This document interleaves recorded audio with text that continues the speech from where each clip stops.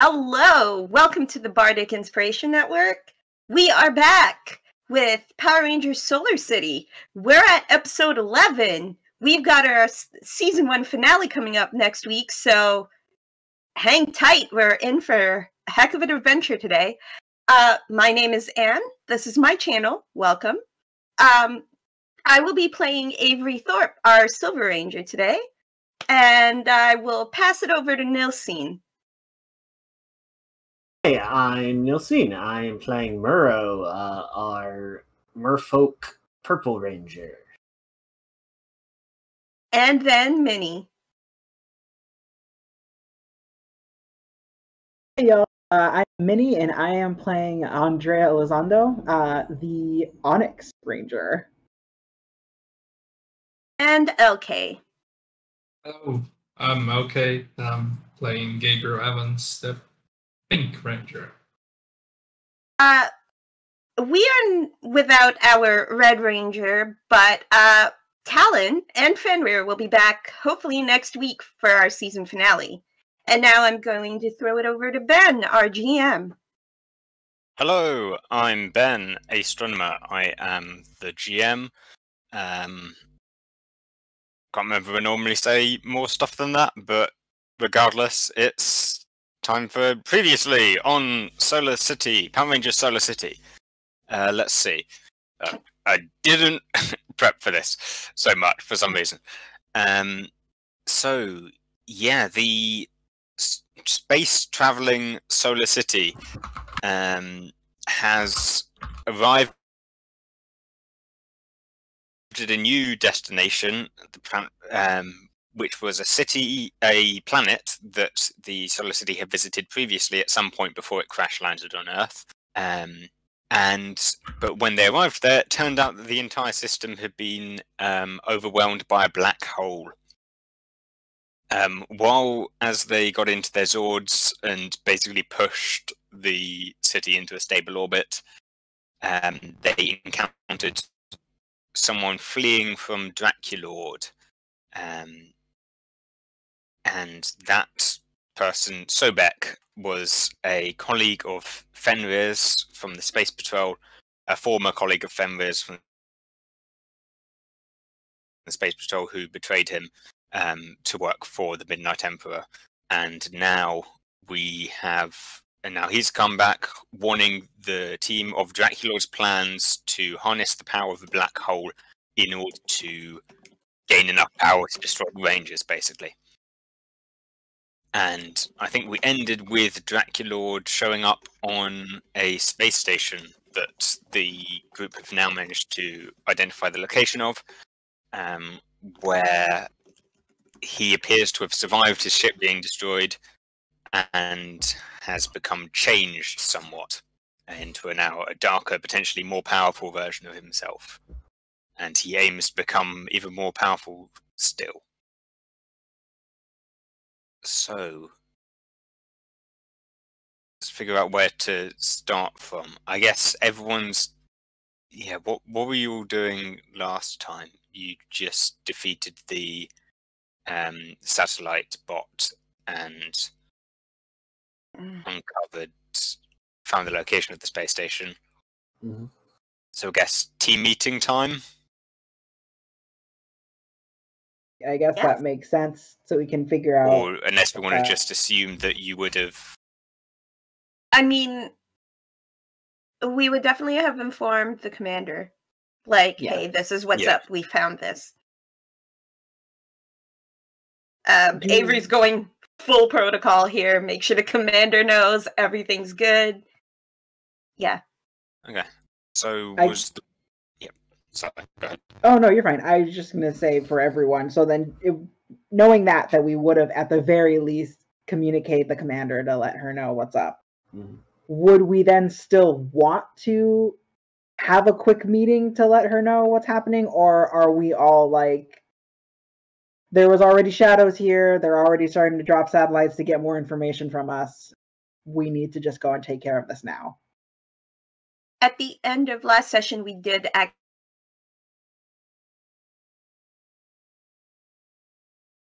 Did we just lose At Anne least again? aware? No. You cut out. Cut out. there. Sorry, is my mic being No, fuzzy? it's... You the were whole glitching out. thing. Yeah. Okay, yeah, no, it's probably my internet then. Sorry. We did call the commander at the end of last session, so she is aware of what's going on. Okay. So we could in good conscience move forward. I think we had discussed taking the Zords there so we don't bring the station to unknown danger location. Yeah. Yeah. So if Yeah. there is something you want to impart on us, Ben, we have a little bit of a shuttle, well, a Zord ride. Yeah, I've got no news for you on the Zord ride. I'm assuming you're probably all taking your individual Zords, and then you'll Megazord at the end, if you need to. Mhm. Yeah. I think we don't Sure. know if we That need to sounds- yet. Sounds good to me. Mhm. Yeah. All right. As long as Alright. the commander's all aware, I don't think we need to have a meeting. Yep, the commander's aware. And if you were to have a meeting, she would just tell you to go do it. Yeah. So, yeah, you approach your Zords, approach an ancient space station of similar design to the Solar City in a lot of ways. Like similar, I guess, color, metal, and like similar vibe, also like similar design similarities. But yeah, it's kind of formed down almost like a focusing laser with like a ring of various different like circular hubs connected by a larger ring, and then a single like column straight down the middle with another like a focal lens kind of thing attached further along the end. So it's kind of like actually I guess think of one of those things where you have all the lenses that slide down and click into place, where you've got a bunch of them all in a row and you can kind of move them at different angles. So it's that kind of structure, but around a central, with like 4 points and that in the center. Yeah, I guess there's various docking ports. A quick scan will reveal that one of them is open. and actually, like, it would be an airlock section there, and in that section, the airlock is completely opened up to the rest of the station. It hasn't locked properly. Ooh. Well, you don't know if the entire section has been voided, cleared of air, but at least the area immediately connected to the airlock has. If we did a scan to look for like energy readings in there, would we get anything? Or would that not even give us info? You could probably get some energy readings. Let's see, Yeah. what kind of Gabriel? what's the scanning role? I guess just technology, and it would be Gabriel doing some more Yeah, complicated I think I can take a look at it for you. I think Andrea would just get on the comms and be like, well, that looks dark and familiar and ominous. I don't want to park there until we have more information. Can I guess assist in some way for this check? Like maybe Avery's doing a scan as well to assist Gabriel? Yeah, that would make sense. You've got your own sword. You and Orkar Caradon can do some like triangulating scanning stuff. Get some different angles on it. So that gives Gabriel an upshift, I think it is? Yeah. Upshift? Oh. Yeah. Okay.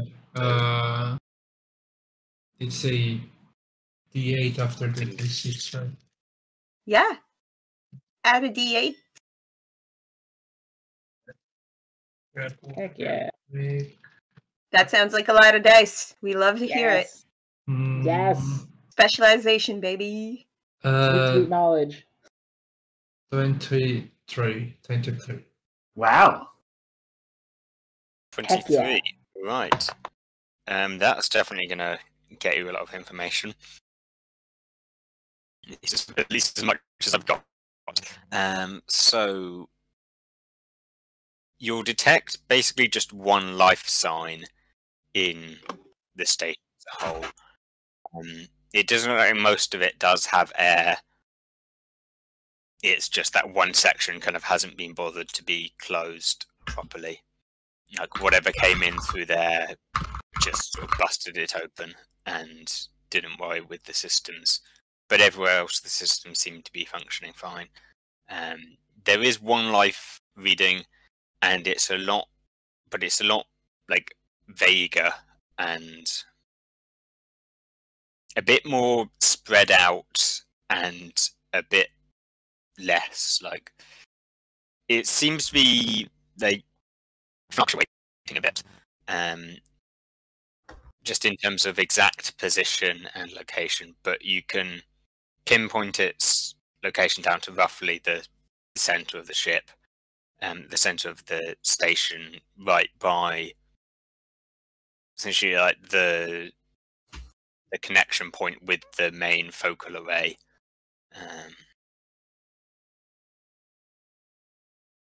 So like the emitter of whatever part of this station has.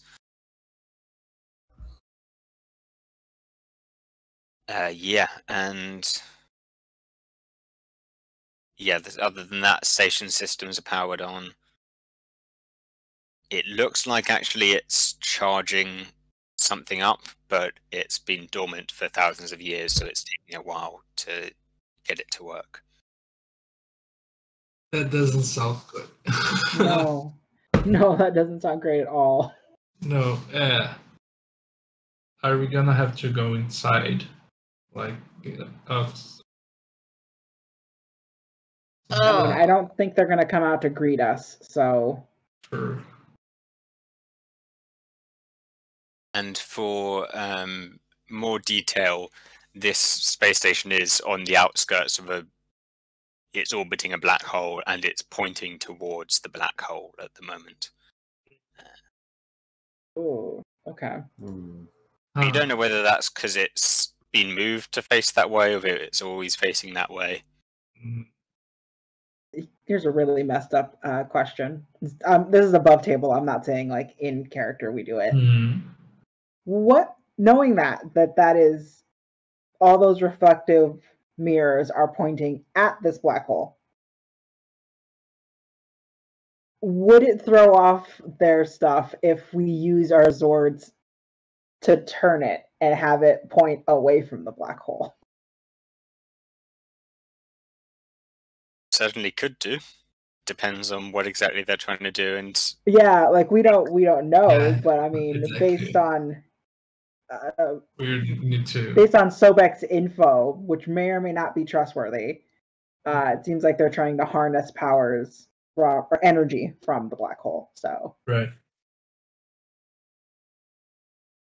Also, sounds like the sooner we go in and stop whatever they're doing, the better. yeah, Hmm. I'm down for landing. I just thought it would maybe throw a monkey wrench into more of their plans if we're also Mhm. pushing it away. Slow even them down. Even Yeah. more. I didn't want to be like, let's just do it without like being like, what does Mhm. everyone else think? Should we even bother touching it, or should we just go in? We might as well try it first. It shouldn't take too long. Yeah. And then I mean, we go moved in to city, and so like in do it. theory, I don't think a space station Yeah. would be any longer. I guess it's gonna. Yeah, let's see. So I don't know whether to call for driving or just like your vehicle's brawn, which seems to be a D6 for most of you. For our Zords? Yeah, your Zord's brawn. Mhm. Yeah. I think that might be the way to go. I think we'll do the team check thing again, where everybody Mhm. takes a shot at it, and Okay. half have got to succeed. Okay, no pressure. Okay.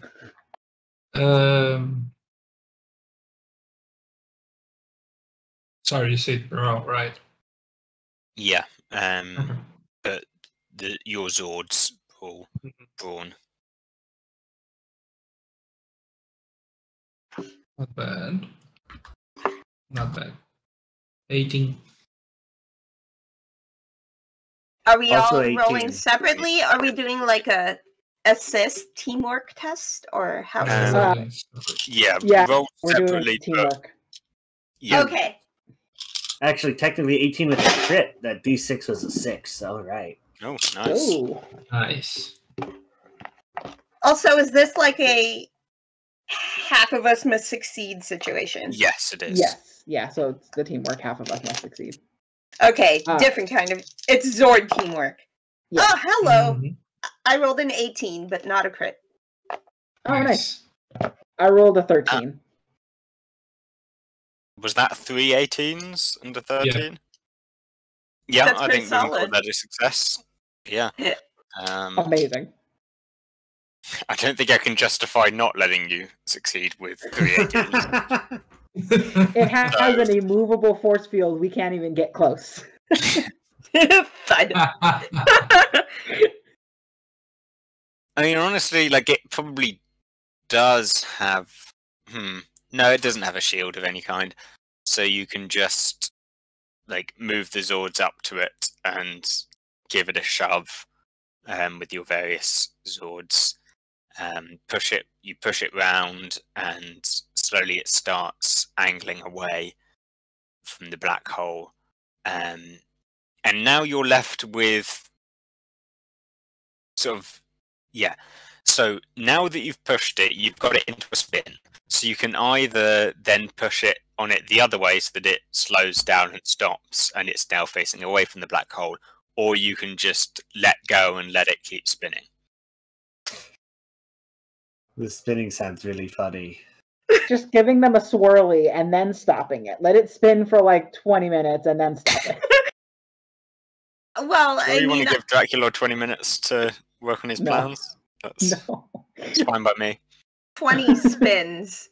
Not 20 minutes, but like just we could always just have 2 Zords on one side and have 2 Zords on the other to kind of make sure it stops where we want it to stop, away from Mhm. the black hole, and just maybe do I a mean, With bounce. that roll, you can make it stop where you want to stop. Excellent. Are you going to make it face directly away from the black hole, or like Provided just a that's random not angle? pointing it towards the Solar City directly away.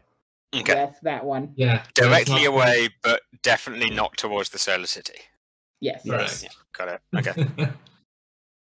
Just in Then case, we gotta move the solar city We now. don't know if this is Yeah. Neptune or something. We don't really know if it just fires a laser to make black holes or what. So Yeah. Yeah. Let's not take chances and hmm Okay. Yeah, I think okay. And So, let's try and be methodically and efficient. all right. So station is repositioned. How are you getting on board? There's one open airlock, and there's a bunch of closed ones that you could probably hack your way into, either literally or metaphorically. well, I think we could- removed the element of surprise if we just moved the station without nah. them Mm. choosing to. I don't know what you're So- talking about. They definitely Oh, don't okay. expect this.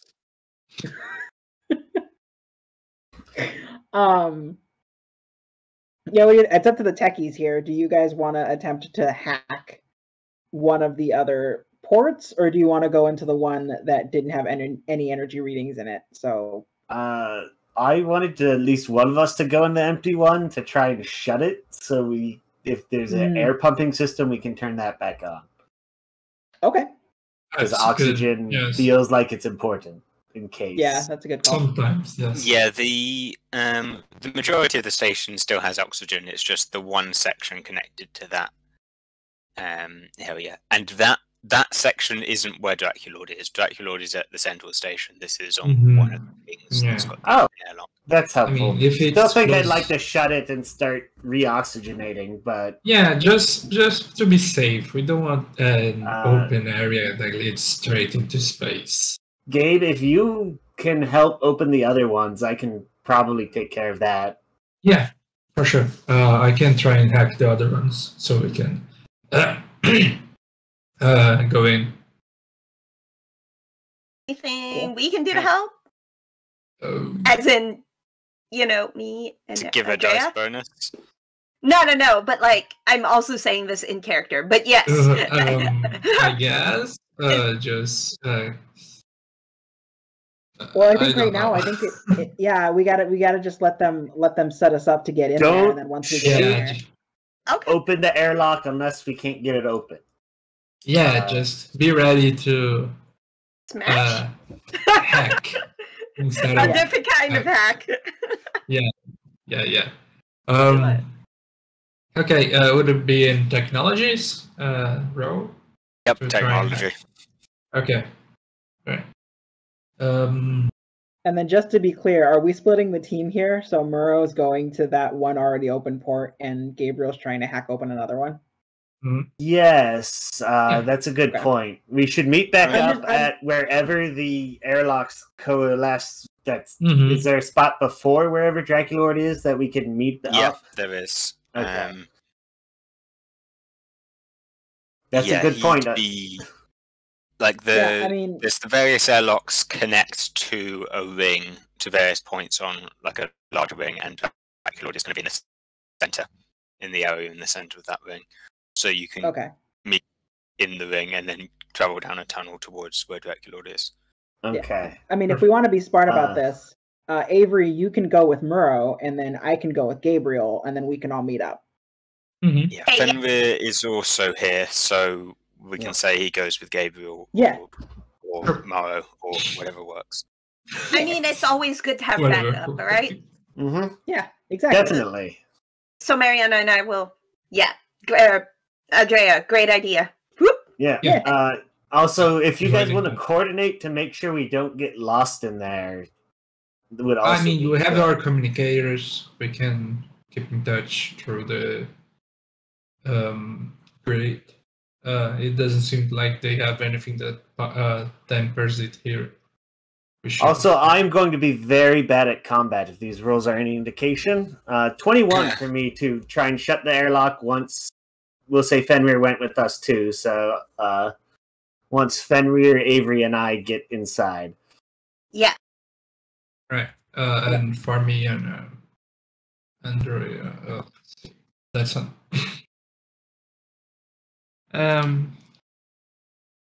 Of course. So far, so good. Yeah. One of us has to roll. I mean, wait. This is a base on the Solar City technology, right? No, it's not. It's just a door. Oh. It's just the Curse your door! no, I can't use my thing again. Nice. 4 total. Wow. Okay, Cool. yeah. That door's not opening anytime soon. Yeah.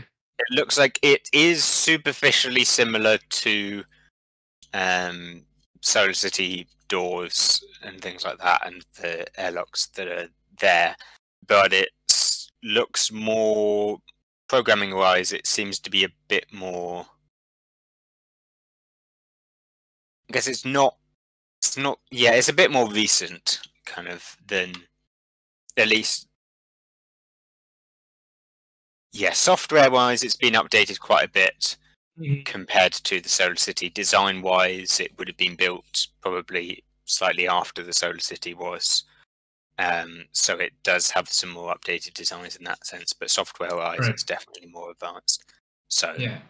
I haven't seen this before. Okay, this is harder than expected. In a place of having our resident computer person there, I'm gonna once we pop out of the Zords, look at the little docking like computers they have here. And then did you guys get in all right? Definitely not.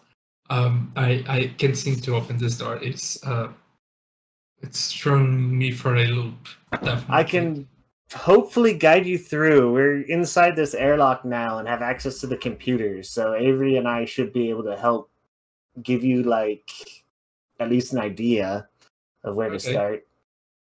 Yeah, that would be grand. Provided Ben out over table, if that counts as a assist. Well, I think the way it works is with the access just from being inside the station, with the access you've got to the city systems, you can definitely, you can probably just open the doors, control the airlock from there, or at least grant, use permissions to someone to access it locally.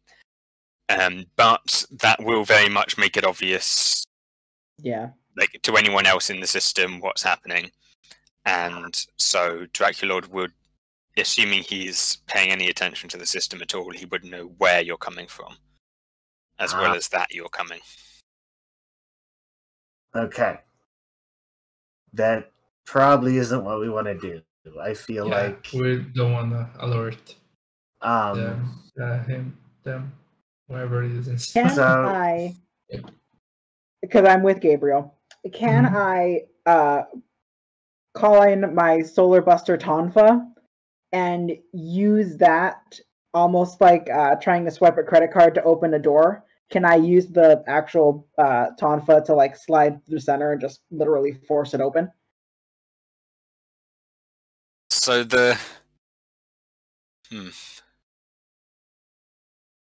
I think rule of cool, yeah, sure, you can give it a try. I imagine an airlock. I just think that would be quieter than pulling out my blaster and blasting it. Yeah. Okay. Would that be survival? Am I thinking about that correctly? Because it's literally, unless you're calling it an attack roll. No, I think survival sounds good. It's a good suggestion.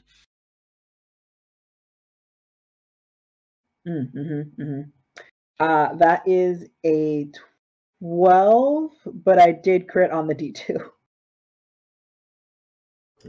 Okay. Yeah, which you can't crit on the D2. Anything. But 12, yeah, I'd say you slowly start to be able to get it open. Like, you try jamming the edge of the tomfat in there, and it doesn't really stick.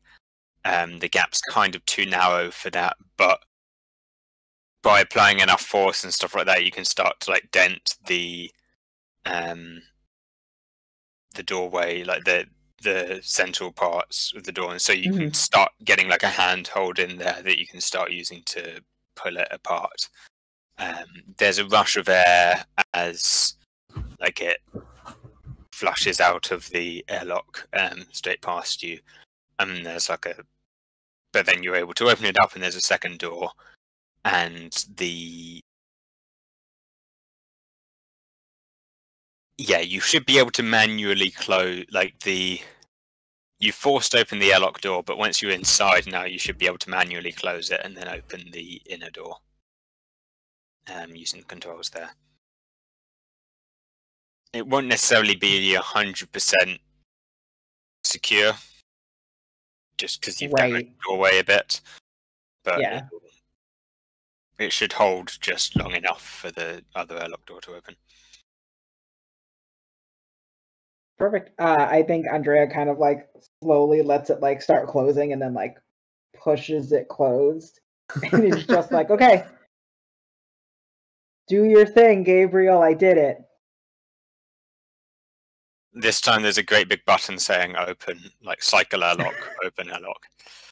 Okay, yeah. No, don't worry. I'll hack this thing open, and I like to push the button while pretending to hack the thing. Oh, hey, I did it. It's like again another kind of rush of air as air flows into the chamber that you're in, and then to equalize the pressure, and the other doors open, and you're now inside with the rest of the station.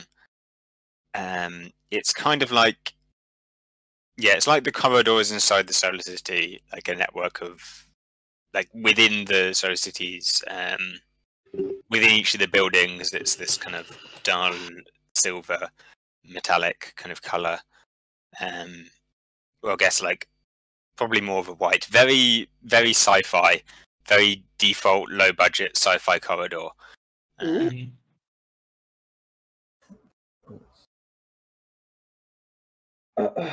Okay, I guess let's, on the communicator, Andrea's like, okay, I guess let's try to meet back up and figure this out.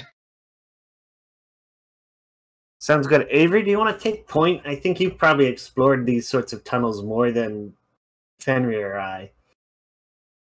Yeah, I'm going to go ahead. I'm not going to go too far, but I'm going to take a peek and see what's here. So the Carcharodon and I will, investigate. You just have like the hammer in front of you. Oh, yeah. Like I was just gonna be like, wait, does it? Yeah, Carcharodon emits light. Yeah, I totally do. Totally do have the hammer in front of me. Are the lights off on the station, like completely? They're flickering, I think.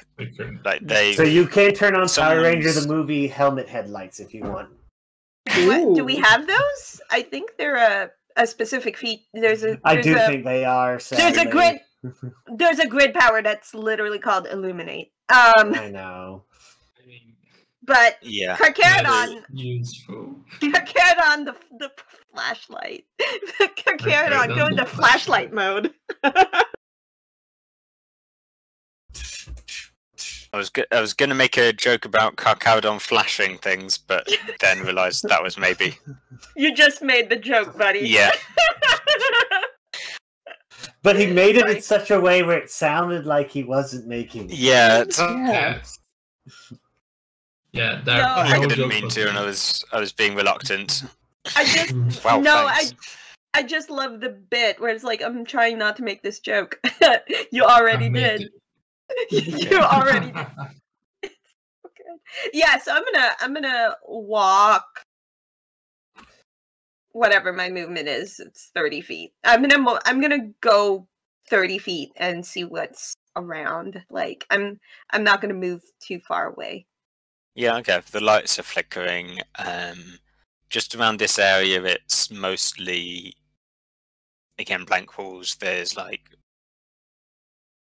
yeah, sort of just lights around the side. They're that would usually be quite, well, they are mostly quite bright, but occasionally they kind of flicker off and then back on again. And there's some that are more like dimmer just because they're constantly flickering. Other than that, yeah, it's just a series of corridors. There's some rooms around, and the occasional console that seems to be like monitoring stations. But for the most part, it's really just a series of corridors. Most of the structure of the station is used up to do with the focus array kind of thing that they've got going on, and structures to incorporate that, and like power conduits and things like that. So stuff that you can't directly walk through. If it's not too far away from where the rest of my team is, I would like to look at the nearest console before I backtrack. Yep, okay. You can look at that. It's very similar to Solar City design consoles.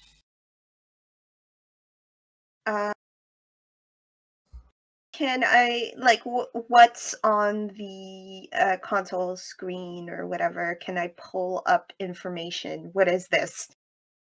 Yeah, okay, yeah, I guess I haven't really got an investigation-y skill. Might be a lot. I guess technology is the other alternative for this. Yeah, would this be considered Solar City type of technology? Yeah, let's call it that.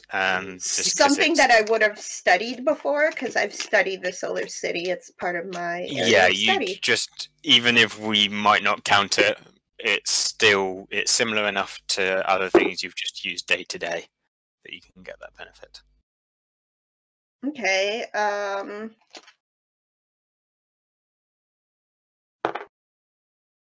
Roll the 10. Okay.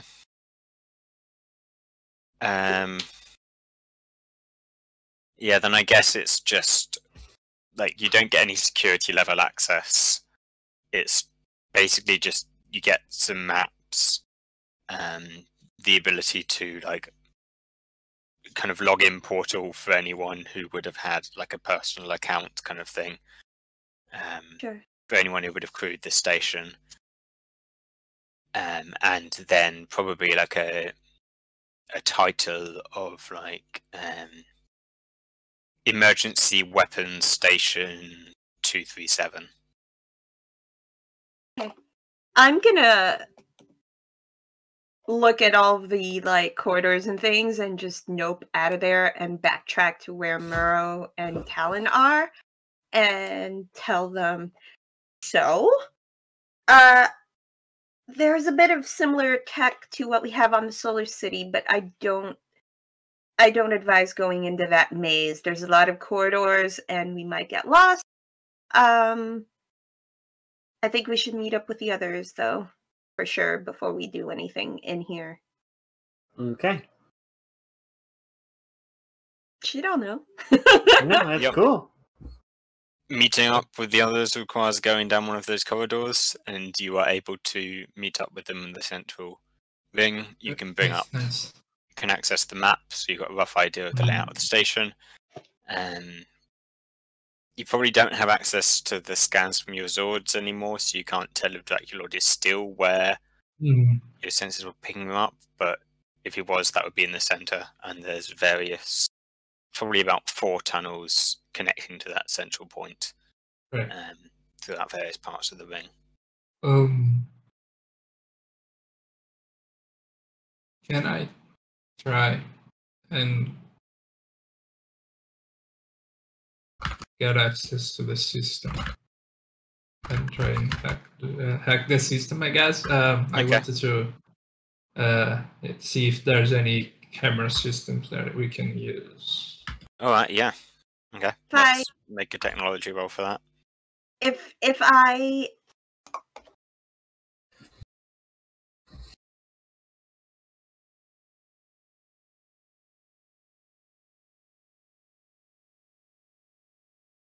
Sorry, if I can. Oh no.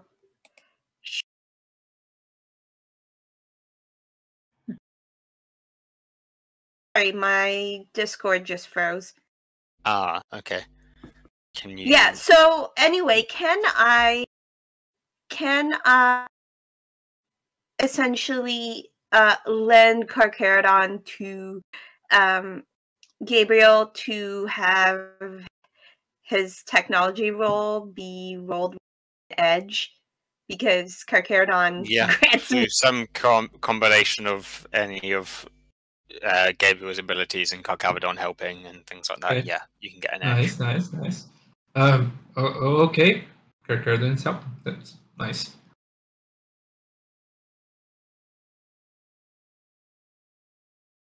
The perk of being Carcharodon's second favorite ranger. Yay. Okay, the first one was the superior one. And they. Okay, 20 total. Nice. Yeah. That's where you're able to start getting into the deeper systems. Know like enough. You're deep enough in through enough security levels that you can like see and detect and recognize the systems that power this station up and power its main. We're gonna call it the main weapon.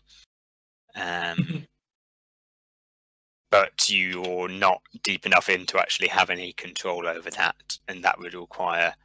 It looks like it's been any kind of control over that has been locked out, so that it's only accessible through a single console in the center. But you can bring up cameras, and there you would be able to scan the central area and get a proper view of the area that Draculord is in, which is a fairly large round circular area.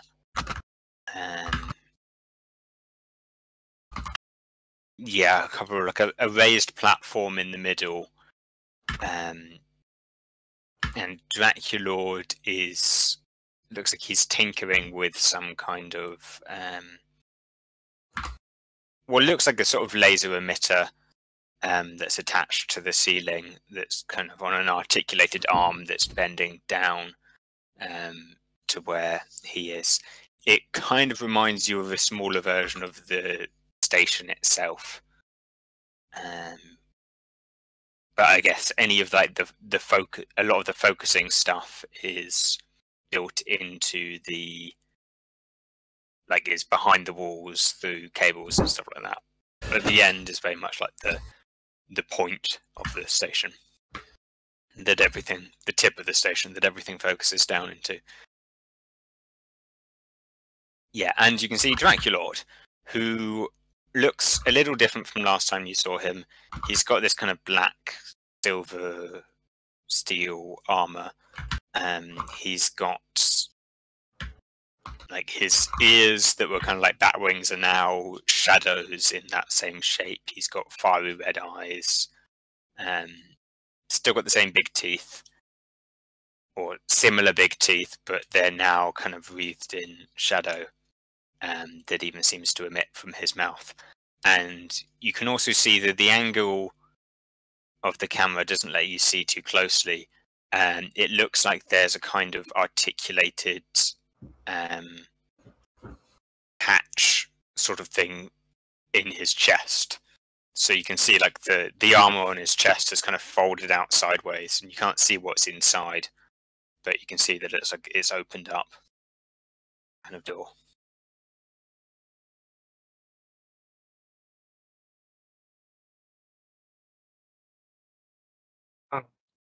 Looks like he's been upgraded. Yeah, look, exploded, like we thought he was. Great. Okay. So he's in the center. Then we need to just go over there. Yep. Yeah. Well, I mean, Yeah. how hard can this be? It's not like it's actually a maze, right? I don't know. Let me look at the maps. Can I pull up the maps? Yeah, Are they? it does it doesn't look like a maze. It's just a simple pathway, a straight line basically from the great big ringed corridor that you're in at the moment. There's just 4 straight corridors going into the central area. Okay, this sounds way too easy. I'm not sure if I'm looking forward with our confrontation. He looks like he's gotten way stronger than the first time we faced him.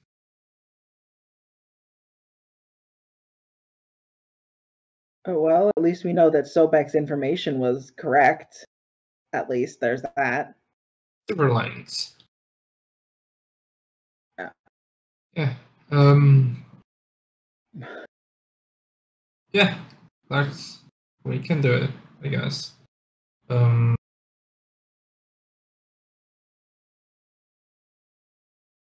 Should we get going then? I don't think we have a lot of time. Whatever he's trying to do, he'll do. Are you all going to go down the same, like the nearest corridor, and just go straight down that, or are you going to try and like split up and come at it from different angles? No splitting up. I don't like that. And that's Well, we can put. You can throw Carcharodon down one, and then the rest of us can go down another. Yeah, I am not a Carcharodon boomerang, is right? trying. That's Gabriel's thing. I don't feel comfortable splitting up here. So that's fair. Listen, I know sometimes I go off on my own, but even I know that's not necessarily a good idea here.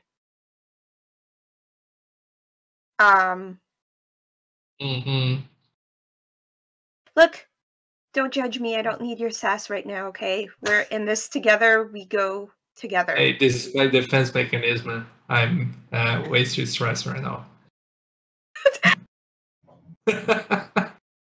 I'm sorry you're having trouble coping. Let's go. Yeah, let's go. So, the 5 of you plus Carcharodon go down straight down the corridor. It's like a 5-minute walk just going through this long, fairly narrow tunnel. Probably pretty much single file. But you were able to. There's another like airlock door that opens up at the end, and that reveals the central area of the station. There's kind of a great big, what looks like a stage, like a raised area, circular raised area in the center with that articulated laser thing sticking out of the roof. And at this point, it's now kind of looks more aligned, and Draculord is now like pacing around the outside of it, kind of muttering something to himself. At which point the doors will open up, and he'll turn and look at you. Go, "Oh, Rangers! I see you have finally arrived. You thought you could interrupt my plans for greatness. You will not succeed. Do you have anything to say for yourselves before I destroy you for the last time?" Wait, did he destroy us for the first time? Yeah, when did you destroy us? I was gonna say, not relevant. Also, I can take you serious with the way you sound. It's not really threatening. Hey, You should find it threatening soon enough. When I am finished with you, all will fear the sound of my voice. Avery just I think that's says, a miracle that even your power can make happen.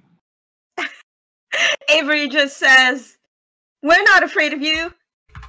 let's go. And then I don't know. Is this where we roll initiative? Because otherwise she's just gonna run. Yeah. Roll some initiative. Yo, it's time to initiate. We don't have anyone to follow. Let's go. Actually, hang on. Yeah, Hilariously. Fenrir will be here, but I'm not going to be rolling initiative for him. Okay. Okay. He's going to be doing some things in a minute. Mhm. Ooh, In a that's minute. a really good initiative roll. The other die was awful too, though, so whatever. Who's rolling this with a snag? Me. Not me. Oh, hell Not- yeah. Also not me. I have a 10 total. Ha! I rolled a Okay. 20. So 10 for Gabriel, 20 for Avery. What did the rest of you have? 3 for Morrow. Yep. Edge And is Andrea? advantage, correct? Edge's advantage, yes. Yeah. I'm actually going to be using one of my perks that I haven't been using at all. I'm going to use I Ooh. have instinctual initiative. Nice. Nice. That's a 15. Is that the one? Right. Wait, is that the one where you spend personal power to boost your initiative? Is that? There's a bunch of things that modify initiative. What does that nope. one do? You gain edge to roll initiative, and then I can move or take a free action while surprised, but not both. Oh, that's rad. I forgot about that one. All right. It looks like Avery is going to do the Avery thing now. Okay, yeah. Well, Avery's getting to go first. Yeah, it's time to do the Avery thing. How far away is he from where we're standing, roughly? Just so I know. I only have 30 feet of movement. Let's see. So I'm going to say it's quite a large, it's a fairly large area. I'm going to say that the central area is like 15 feet in radius, like 30 feet in diameter. So every point at the edge of that circular raised area is 15 feet from the central From point. the center? Yeah, let's go with that. And then probably another 15 feet round To- the edge. Yeah, let's call it basically a 30-foot wide. Well, from where you're coming in, yeah, he'd be 30 feet from the center, and I'll just roll a dice to see which side he's on. Yeah, so he's on the side closer to you, so he'll be about actually like 15 feet away. I would like to use my movement to do like a running jump towards him. Okay. And then overhead smash him with Carcharodon. All right, make your attack roll. Do I have to roll athletics to do the cool thing? No. No, you're a I'm- ranger. You can just run and jump all you want. Oh, sweet. I love that for me. All right, here we go. I hope this It's true. is- That's I- traditional Power Ranging attack. Yeah, it's true. Let's see. Carcharodon. Oh, yeah. I forgot that's a thing. Hey, I roll. My relic weapon got upgraded at level Sweet. 4. Which means I roll with a D4. I don't have to use my might. I am gonna roll with the grid relic specialization though, because I can do that. Let's see. Oh boy! I rolled a 21 to hit. Nice. 21 will definitely hit. It is not a crit though, and I feel really bad about it, but that is 2 energy damage as Avery comes down and like hits Carcharodon, or Carcharodon hits Draculord, like bops him on the head like whack-a-mole style, and it does 2 energy damage. Yeah.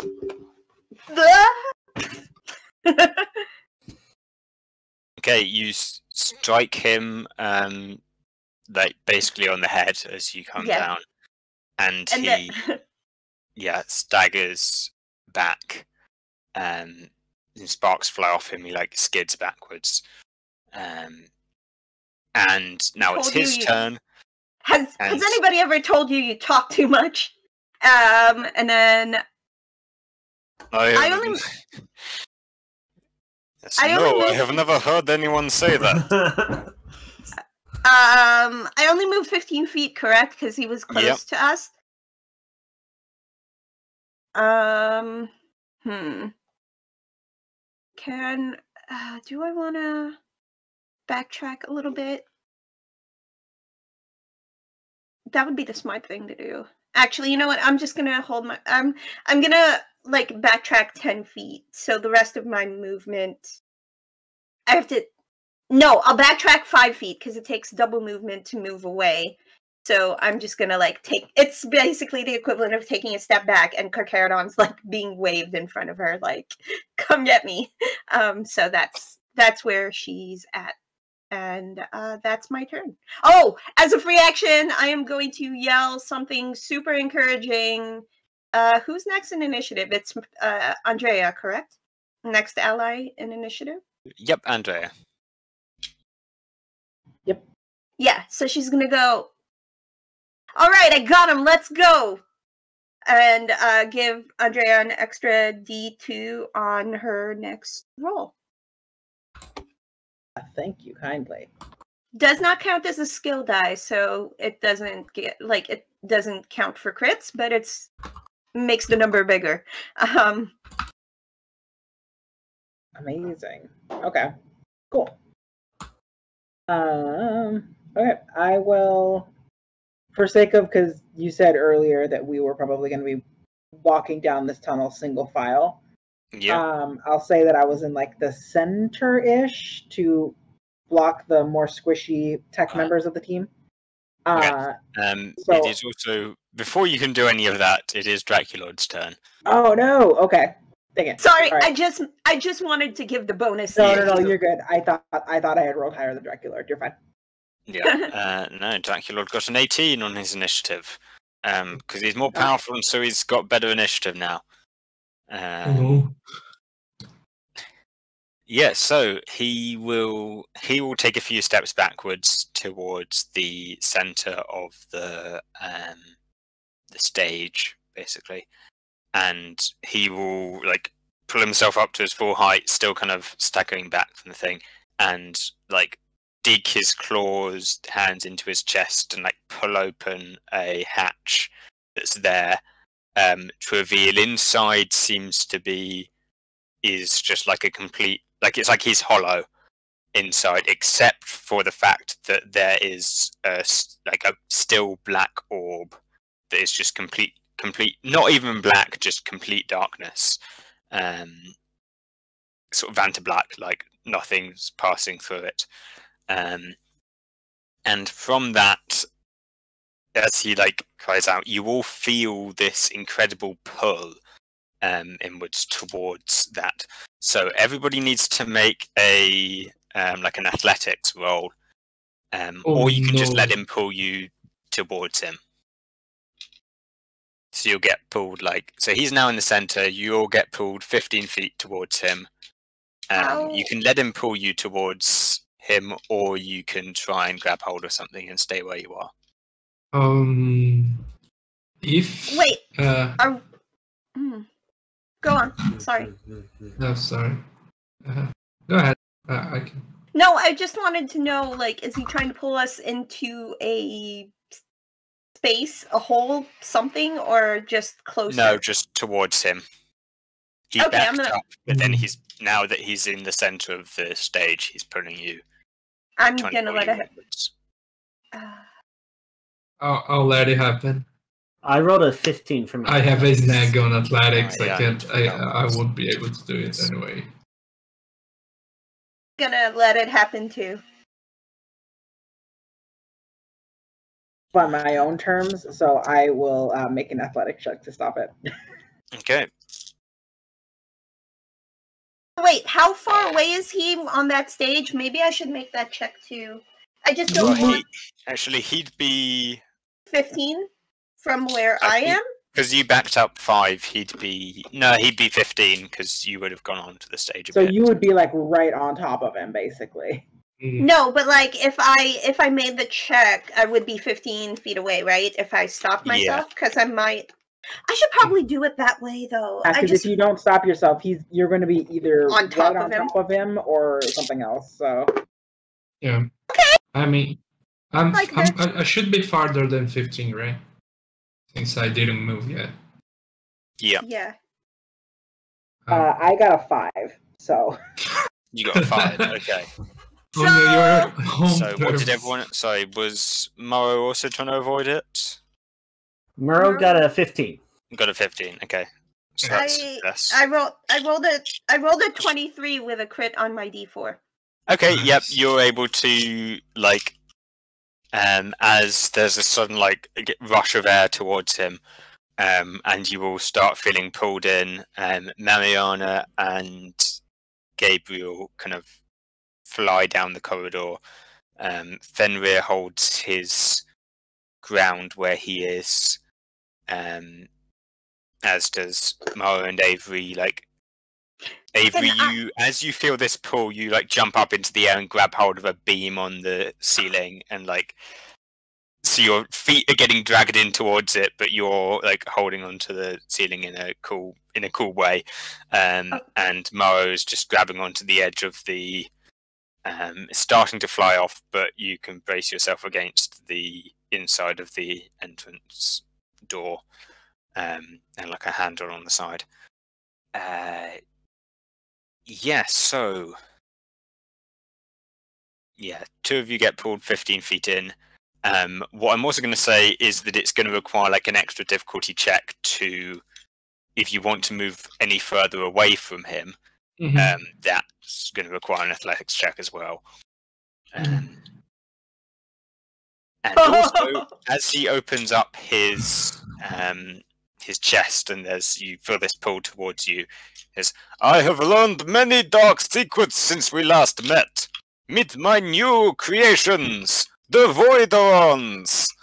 And from his chest, from that hole in the center of his chest, there's like a burst of, not really shadow this time, but just inky blackness that shoots off past you and around behind, like to the edges of the room.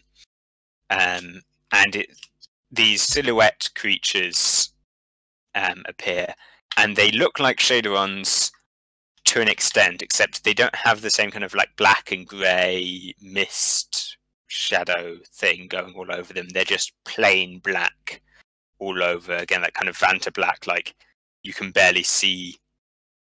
Your eye doesn't even really want to see it, except they've got these two flaming red eyes, and they'll be scattered off around the room. They'll like actually they probably try to like flank you, and Fenrir will go. This is my reasoning for what Fenrir's doing in this fight. He'll go, "You deal with Draculord. I've got these handled." And he'll like rush in with his blaster out and like I guess trying to like running along like the raised area and kind of balancing along it with his blaster and like shooting things and kind of pushing, like kicking off the walls with just enough force to keep himself away from like the pull of Draculord and like bouncing off it as he runs around and starts shooting at these new Voidorons. So I guess you can try attacking those if you want, but you don't need to. Yeah. So let's leave it. That'll be his turn, basically. Is there anything else Draculord wants to do before I go? No. That's it. He probably wants to do something. He just can't. Yeah. This has been him doing his thing. He will be doing more once you start getting closer to him. Oh, well. Probably. That's unfortunate. I mean, on his turn. Closer to him. Yeah. Okay. Cool. So he pulls us closer, spouts these new shadowlings, and as that happens, Andrea is gonna like do a pose with her tonfa and be like, "Congratulations on parenthood, but I gotta say, I don't really like your children." And then she's gonna rush forward. And so this is like now a kind of continuous field. So it's a continuous pull towards you, not just like a one-off burst thing. So perfect. That makes sense. So she's going to use that momentum, and I'm actually going to use my Morphing Grid power. And I'm going to use my Penetrating Strikes. Okay. So by spending a power, I can allow my martial arts attacks to ignore armor bonuses and toughness for a minute. Okay. Nice. Yeah, alright. So what are you seeing? And the other thing you'll get is this is kind of his weakness, sort of. Because you've deliberately decided to go towards him, you're going to get edge on your attack because he's literally sucking you towards him. And it makes it quite hard to miss. Yeah, amazing. Cool. Okay. So then that is 15. Okay, 15. Yeah, that will hit with the toughness, like armor reduction thing. Is it specifically you ignore it, or everyone does? It's my Morphing Grid power, so yeah, I'll ignore it for a minute. Okay. So then, because I hit him, that is 1 damage to him. Okay. Yep, he takes 1 damage. You like fly in towards him, and then like smack him with the back of the tonfa, and like kick off him and bounce slightly away. Amazing. Yeah, I think that is me. I will then also using my powers. Can that be another power? Is that a free action if I use a spectrum power?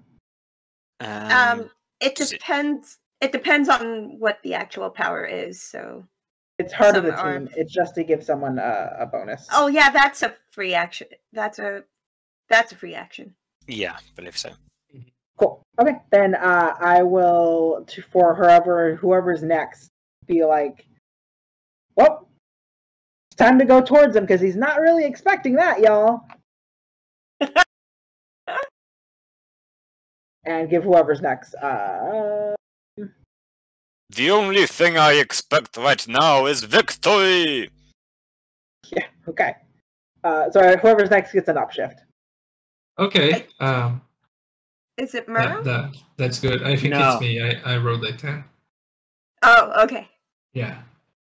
Right. I think I'm comfortable right where I am. So, did someone say boomerang? It's boomerang time because it'll be a super powered boomerang because he's pulling things towards him. Yeah, might make it a bit hard for it to bounce back, but you have the boomerang is special. You still have an upshift though from. To activate alternate effects, I need to spend a personal power, right? Usually, depending on what your alternate effect says, it's usually a downshift.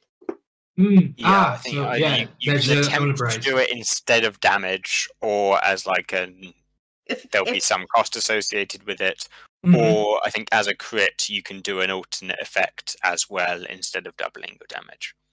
I see. Okay. Yeah. So what I'm going to do. Actually, I really want to hit it. I'll just attack normally. So I use my personal power and use volley. So my boomerang is gonna hit one of the new shadings that just appeared, and then bounce back onto Direct Lord where it is not expecting. Okay. Let's see. So, yeah, I think what I'm going to say is your first attack is going to be made with a hindrance or Okay. disadvantage, Is it a disedge. snag? The one against any snag. That's it. The one against anything that's not Draculord is going to hit a snag, and Okay. Draculord is going to get edge. Anything Okay. on Draculord is going to get edge. Right. Is the harder thing for one or not? One of them, or It's only one. only one? Can I choose, or the first one that I make? What does the text say? I forgot. I think it says your next one. Let me double check. Okay. I should know this one. Please hold.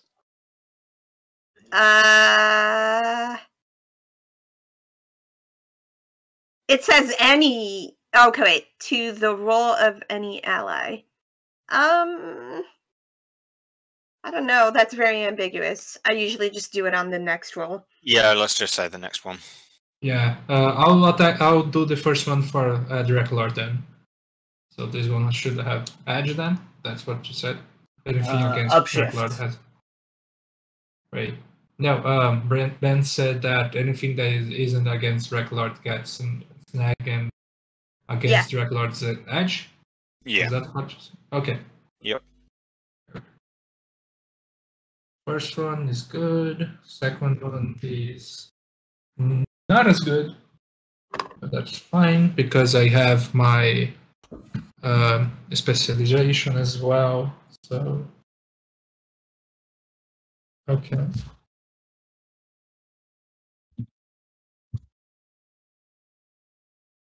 Yeah. So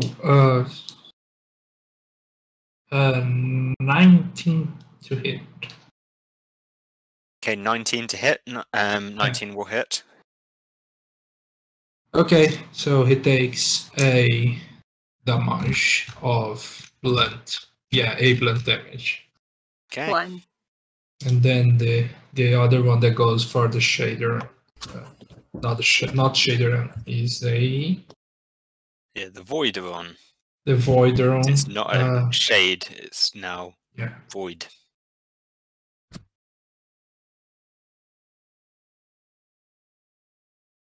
Uh, 12.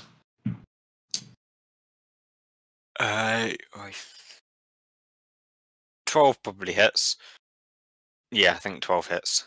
So it does a swirling. Oh, actually, yeah. Oh no. No, it'll hit.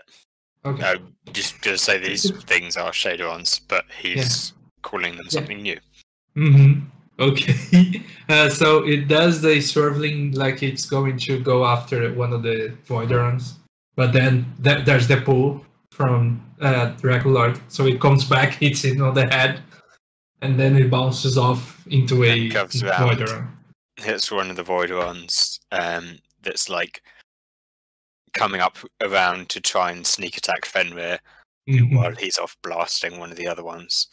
And yeah, it just like sends it flying backwards in a series of sparks. And then it's like its form hits the wall and just kind of shatters into like a few clumps of blackness that then breaking off into smaller shards and then nothing.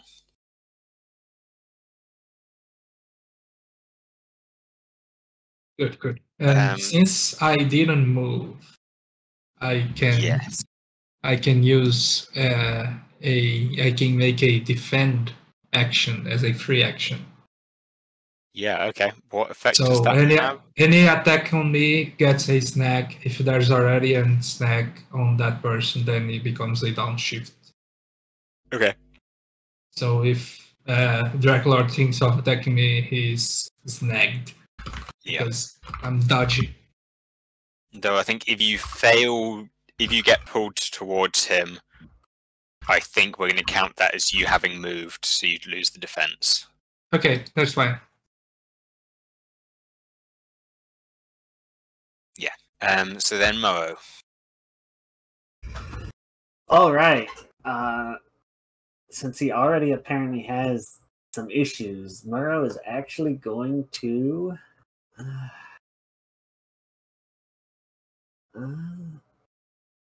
Basically the same. Yeah, I'm gonna pull out my sidearm, aim, and then shoot at him. Are you ranged weapon? I'm going to say you don't get the edge. Okay. Bummer.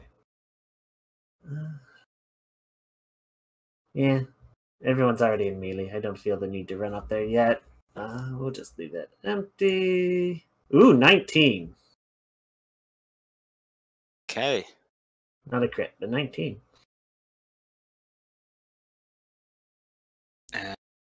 Oh shoot! Yeah, 19, I forgot. Sorry. 1 second. I forgot the other upshift from my own power with sidearms. Same thing. Still 19. Okay, 19. Yeah, that works. 19 succeeds. You shoot Draculord. You miss the there's the gaping void in the center of his chest, curves the shot slightly as it goes towards him, but it kind of it hits some of his armor, sends a few sparks off, and makes him drop to one knee briefly before he pulls himself back up. Dracky, I think you were supposed to say, "I want to suck," before you started doing that. Ho ho ho ho ho! We shall find out who sucks. No, I think they're right. You're the one that's got the thing going on. Yeah. Look, we can all have a thing. You can suck as well as me. Oh my. Oh, not this again.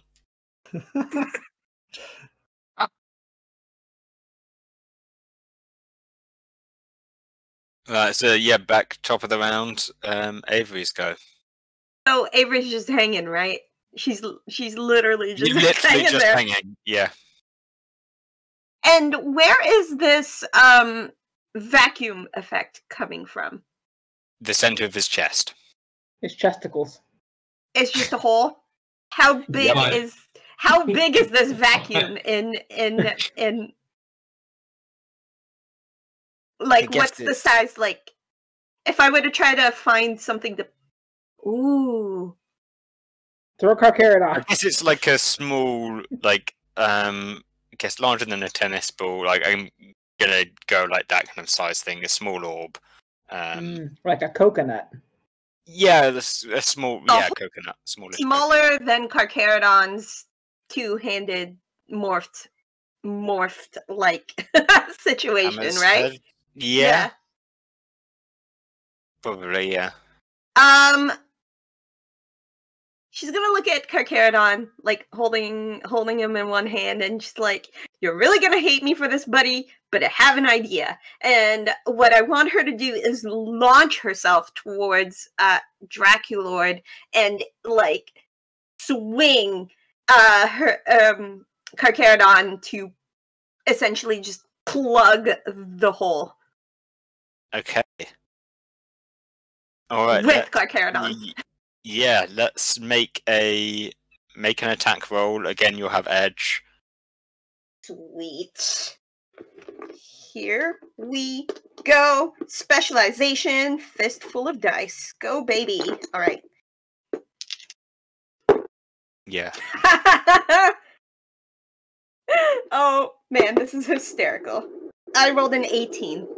Yeah, what's your specialization die size? D4.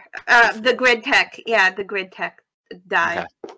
Or grid relic, sorry, that's what it is. Yep, alright, and no crits on that? No crits. They both rolled 18. 2s. Okay. Yeah, just 18. Alright,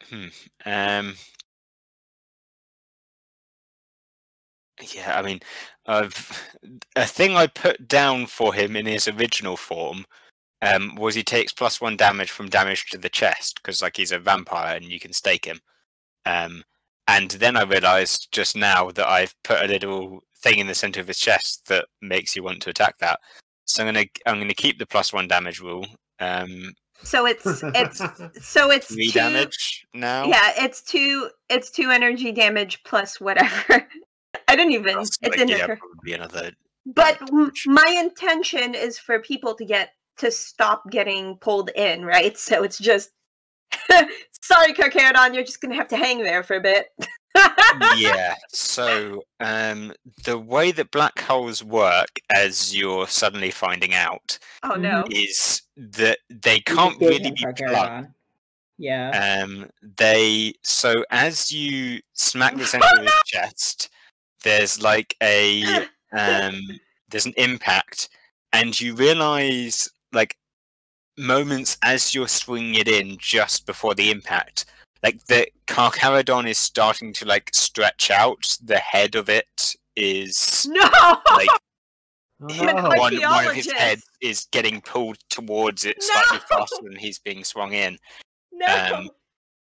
So yeah, make an athletics check. I'm an archaeologist. I don't know this junk. All right, you know what? I think the moment that you'd go for it and Andrea like starts putting together what you're doing, it's just slow-mo like, no.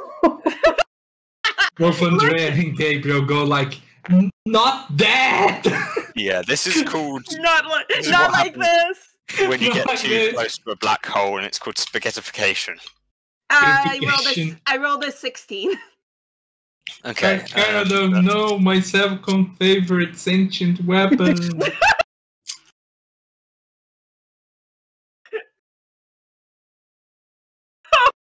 16. Okay.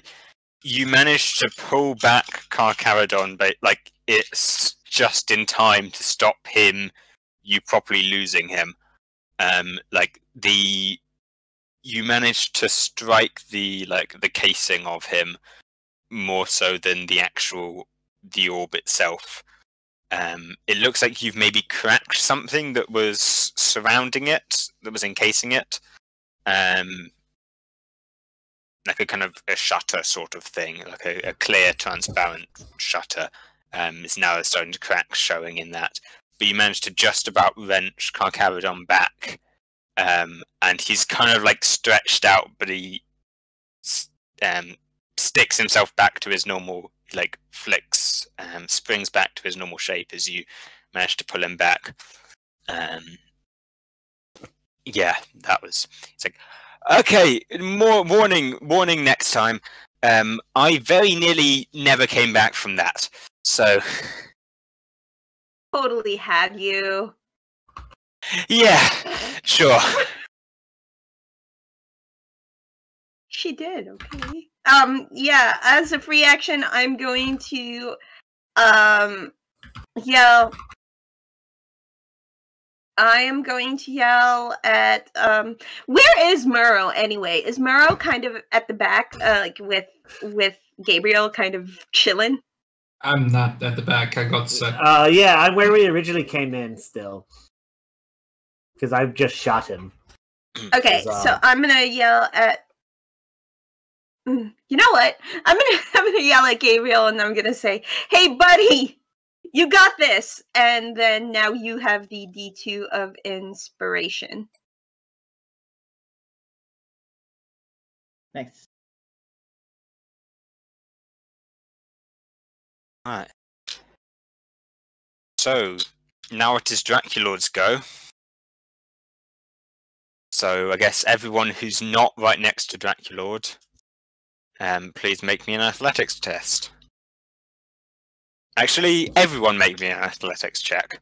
Yeah, sure. I was gonna say, I'm right there, so if anything, I should probably get a snag for rolling, because I'm, like, pretty much next to him. Yeah, right.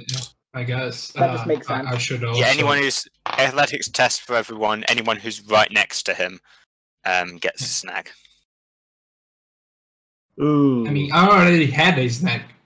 And I'm not I'm like 15 feet from Murrow because I didn't move after I got pulled so the first time? you're still in the doorway, right? Yeah, more or less. Yeah. I did. I got pulled a little bit, and then he's trying to pull me again, so I don't have my. Right. Oh, did you get pulled successfully last time? Yes. Yes. Right. In which case, you'd be on the edge. You'd be 15 feet from him, on the edge of the circle. Right. So I would take a snag. Yeah. No, you don't take the snag for that. Okay, because I already not had right one. next to him. It would be You're a not down adjacent shift to him. as well. I'm glad I'm not taking a down shift. Okay. I just need another one. Okay. 14. 10. Okay. Has everyone else got? I rolled a 10. Alright. Oh no. With the snag, because I had to roll it again, I had a 15, and now I have a 6. Oh, Okay. 15 was the number. Oh no, I had a I have a- 17 my first one, and then it became a 14. I have a 5. I rolled Hey. a 7 and an 8 on my d20, so I got a 10. Yeah, so I think that means everyone gets pulled closer. Yay! Apart from the two. So Mo's now on the edge of the raised section, so 15 feet away from him. Yep. Gabriel is now up next to him, and the other two of you are now suffering from snag, are now extra close to him, which means that he's going to get an edge attacking you, because you're getting sucked towards him. That's not good. So let's go with Avery's the one who's hit him the hardest so far. Mhm. So Avery, take the damage I usually take. yeah, that's he's the gonna difficulty. open up the. He's gonna open up his jaw, and his great Ooh, big teeth gross. are gonna come out, and he's gonna try and bite you.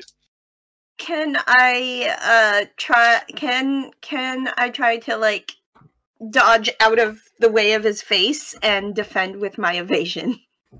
Yeah, sure. What's That's your a evasion? 16. He got a 15. Oh, Yay! nice. Nope. So you just about managed to avoid his jaws.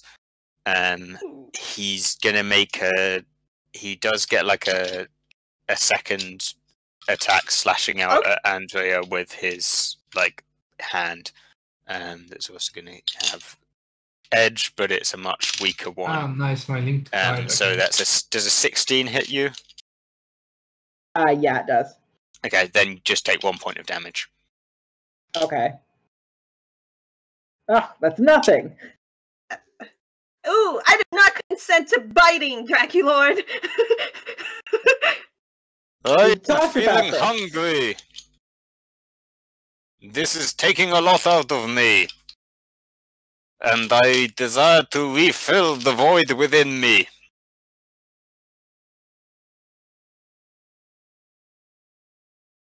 Amazing. Buddy, I don't think anything's ever going to fill that, but let's try this. And then she's going to pull out her blaster. Okay. Was it noticeable that Carcharodon left that crack in his chesticle area? Vaguely. Okay. Would I have noticed that? Should I roll for? Yeah, for noticing? I'll make a roll. Make an alertness check. Okay. Yeah. Probably like difficulty 10, let's say. God, I got a 9. Damn it. Okay. Oh. Okay. So no, you don't notice that then. Yeah. Okay. Then I already said I pulled it out, so I will use her Ranger Blaster up close, basically point blank range, and is just going to shoot a blast at him.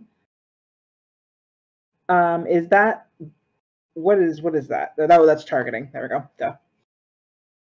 I'm gonna say no edge or snag at this point. So Okay. just flat roll.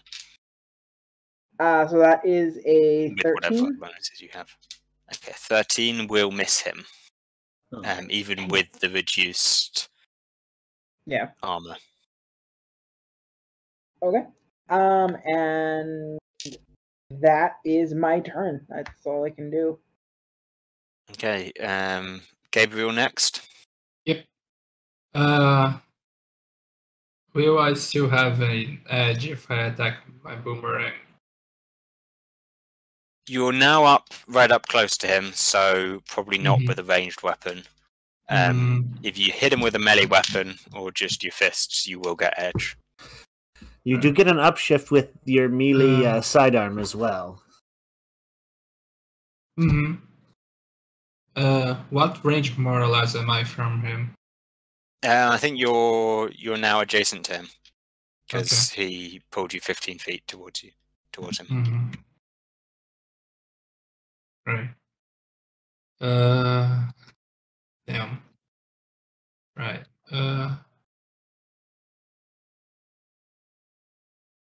I don't actually have the stats of the Blade Blaster because I again forgot to add it. It just does a sharp and uses might or finesse, whichever you prefer. Oh no. I mean, technically it's supposed to use might, but I think we had ruled to do either. I don't have either. Well then, good luck. Yeah. Well, the snag will cancel. The edge will cancel out the snag. Cancel out. Yep. Okay, so just a normal D20 roll. You get an upshift as well. Oh, it's a sidearm. Right. So it should. So it's a D2. Okay. Oh. Yeah.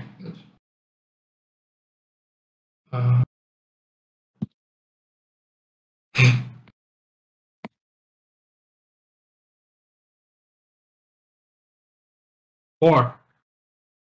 Okay. Sorry, a 4 in total. Yeah, that I rolled a 3. Ouch. Yeah, right. Defend. Yeah. Okay. Right here, I'm ready to dodge. Yeah, you try and keep your fists up, and even as your fists are being like pulled towards him, you try and like use that to give him a couple of blows, but like he like raises up an arm and that kind of absorbs the hit. So then Morrow. I want to double check. No one actually got hit by him yet, right? No. Avery, he missed you. Oh, he hit you. Someone got hit for 1 damage with a backhand. All right. Not the backhand. I know you can take it though, Andrea. So I'm not going to spend the point yet. Nah, just because we might need it later. I am going to go ahead and move. Wait. Right. Yes, Gabriel? No, I have an idea to do later on my next turn. Okay. I am going to try and figure out what Draculord was actually trying to do in here, and more importantly, if it's feeding his little black hole thing.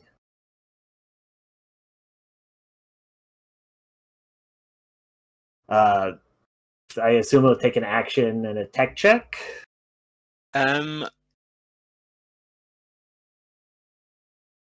I'd say you can make a straight up alertness roll without using an action, and that'll get you some stuff. If you want to get more detail, then technology. On top okay. That, so I do get that. It's a crit 17. Hey, let's go. Alertness. Yeah, you'll notice that the thing that I haven't been thinking about, which is that this probably what's happening now as he's doing all this is that the central, the laser in the ceiling is starting to like light up and glow a bit more. There's like current stuff moving down through it. Oh boy, everyone's right there. Yeah. It's also like there's a central section even within that whole 15-foot raised area that's also starting to raise up a little bit as well, like a central pedestal. This is just like a couple inches up at the moment. Alrighty.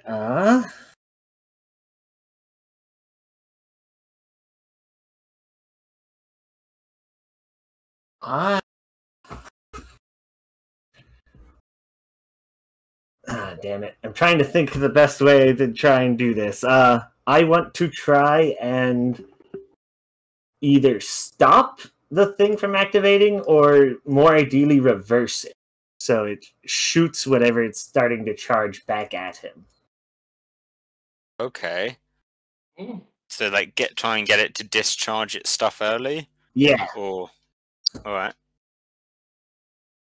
I have no idea what I need to roll for that. Technology. Okay, perfect. Yeah, okay. Well, tell me what you roll and I'll tell you how well it works. Okay, I'm spending my last idea point on that. 21. Okay, so... yeah, what happens is you discharge this thing is it emits out like a beam of light, or not quite, a beam of sort of solid light that slams down into the top of Draculord as he's standing beneath it. He's surprised by the sudden like impact of it and is pushed down to his knees. As he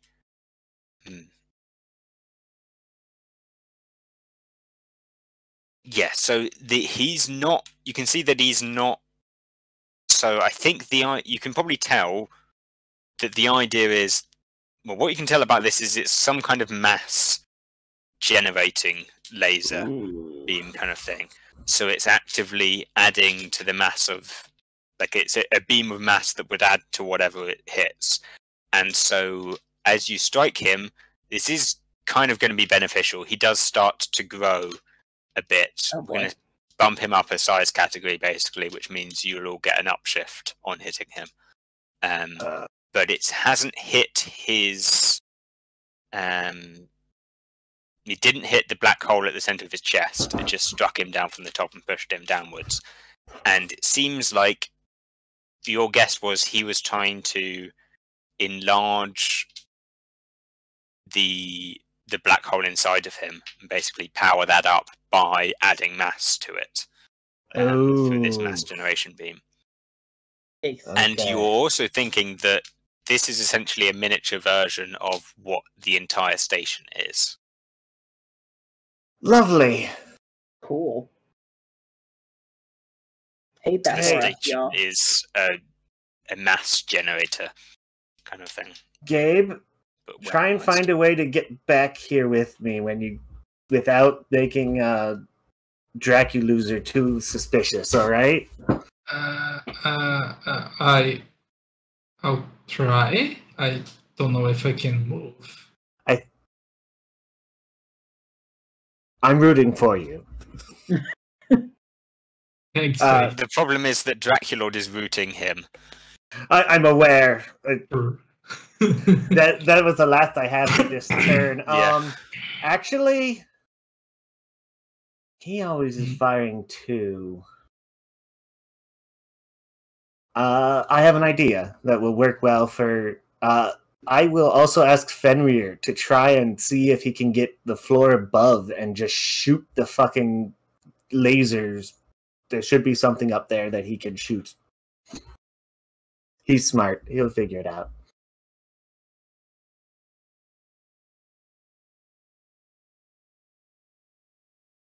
Nice. Okay. Provided the jump GM's around. good with that. Yep. So is that you? Sorry, are you going to try and take a shot now? Were you saying? No, I just am No, asking that's for... Fenrir to try and go up Ah, a floor or something to shoot at whatever's generating all of this. Theoretically, there's a power conduit or supply somewhere. yeah. All right. He'll jump up and jump off one of the Voidorons to grab hold of something on the ceiling, and then pull himself up through onto some railings above. and like hangs from that to take a shot at another Voideron. Yeah, and then we'll start climbing up there. So we'll go up top to Avery. We going to take a break? Depends. Do we want to? I think we can probably get away with one more round of combat, which might end up being the last round. Totally. Just So that LK can still make it, but if we need to take a break, Okay. we're happy to. I want to. I'm directly in front of him. On top of him? Next to him? In front of him. Exactly in front of him, yeah. Very close. Cool. I would like to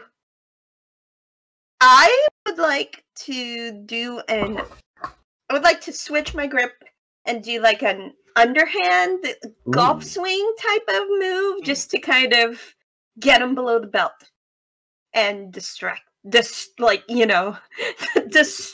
enough that maybe the vacuum effect will stop if he's like bent over and not, Yeah. Okay.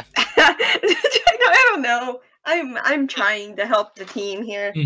No, hitting him is always helpful for the team. Yes. At the very No, least. but I'm trying to be clever here. Okay, so that is.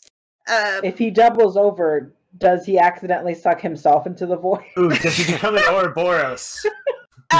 Self. Oh, So no. I have an edge still, because Yes, you do. Yep. okay. I shall become Dracula Ouroboros. Dracula Ouroboros. 22 with a crit on my D4. Okay, a crit on the D4. All right. So it's like I switch the grip on Carcharodon. I'm like, hang tight, buddy, and I do like a golf swing to get him below the belt. Yeah. All right. That's with the crit. Well, that's double damage, right? Yeah, that's 4 Which will bump up to energy. 4. 4, Yeah. Okay. 4 energy That'll damage. be enough to take him out. And the family Nice. jewels. Yeah. So you just swing right up at him. Like you duck low. Carcharodon swings around and is like, "It's time for some vengeance!" And just right up into his underside. The impact, like with the beam smacking down, raining down on him, it's kind of bulking him up. He's now larger now, and you like smack him up into the beam, which then slams him face down into the ground. Briefly before it then shuts off.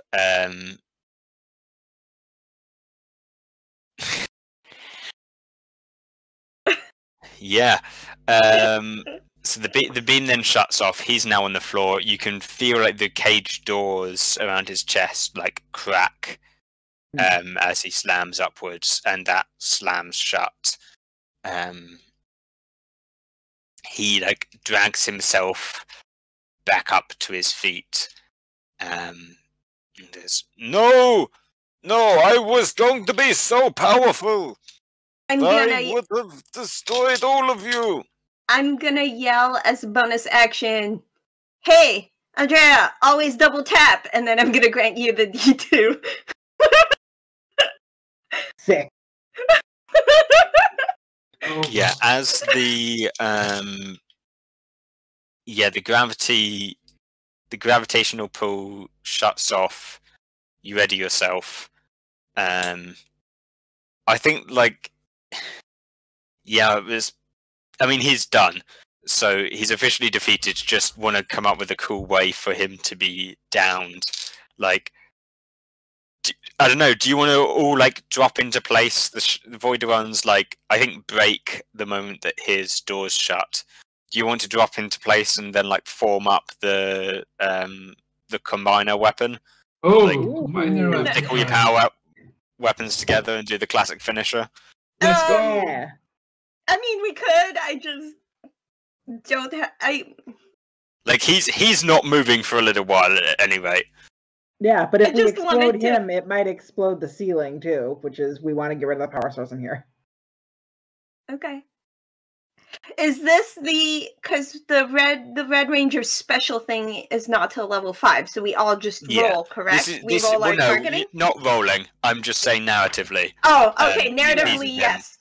Yeah, We just, roll. you all drop down, like, from the thing See? up. He staggers back. It's like, no, I had so much ahead of me. My power was going to be phenomenal.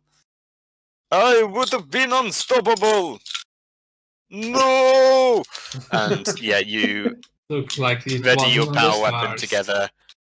The various pieces slam together, and like, what is it? It's the harpoon shoots down the center, charges up with the energy of all of you, and slams into his chest, and just he explodes. There's nothing left when that happens. Just a great big explosion.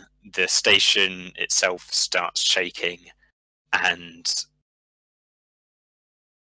yeah, I think actually here's our break cliffhanger. The he explodes, and the support structures begin to crack and crumble as the station begins to the laser at the top breaks off and falls to the ground and then shatters into pieces, and you can feel the space station basically shaking itself apart, and that's where we'll go on to break. So most of us will be back in 10 minutes. See you then. Yeah.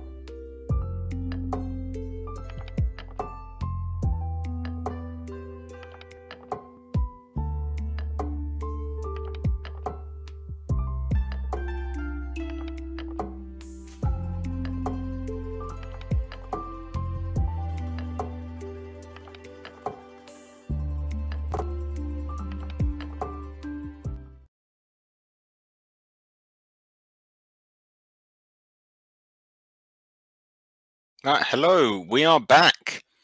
Hi. Yeah, the Solar City returns. Just before the break, Draculord had been defeated. He had exploded, and with that explosion, the space station / super weapon that the Rangers were on is now beginning to crumble and shake and fall apart. So I'm guessing it's just yeah, do you have anything you want to do? Are you going to try and salvage any information from here before making a run for it? Or... Do we? Oh, go ahead, Muro.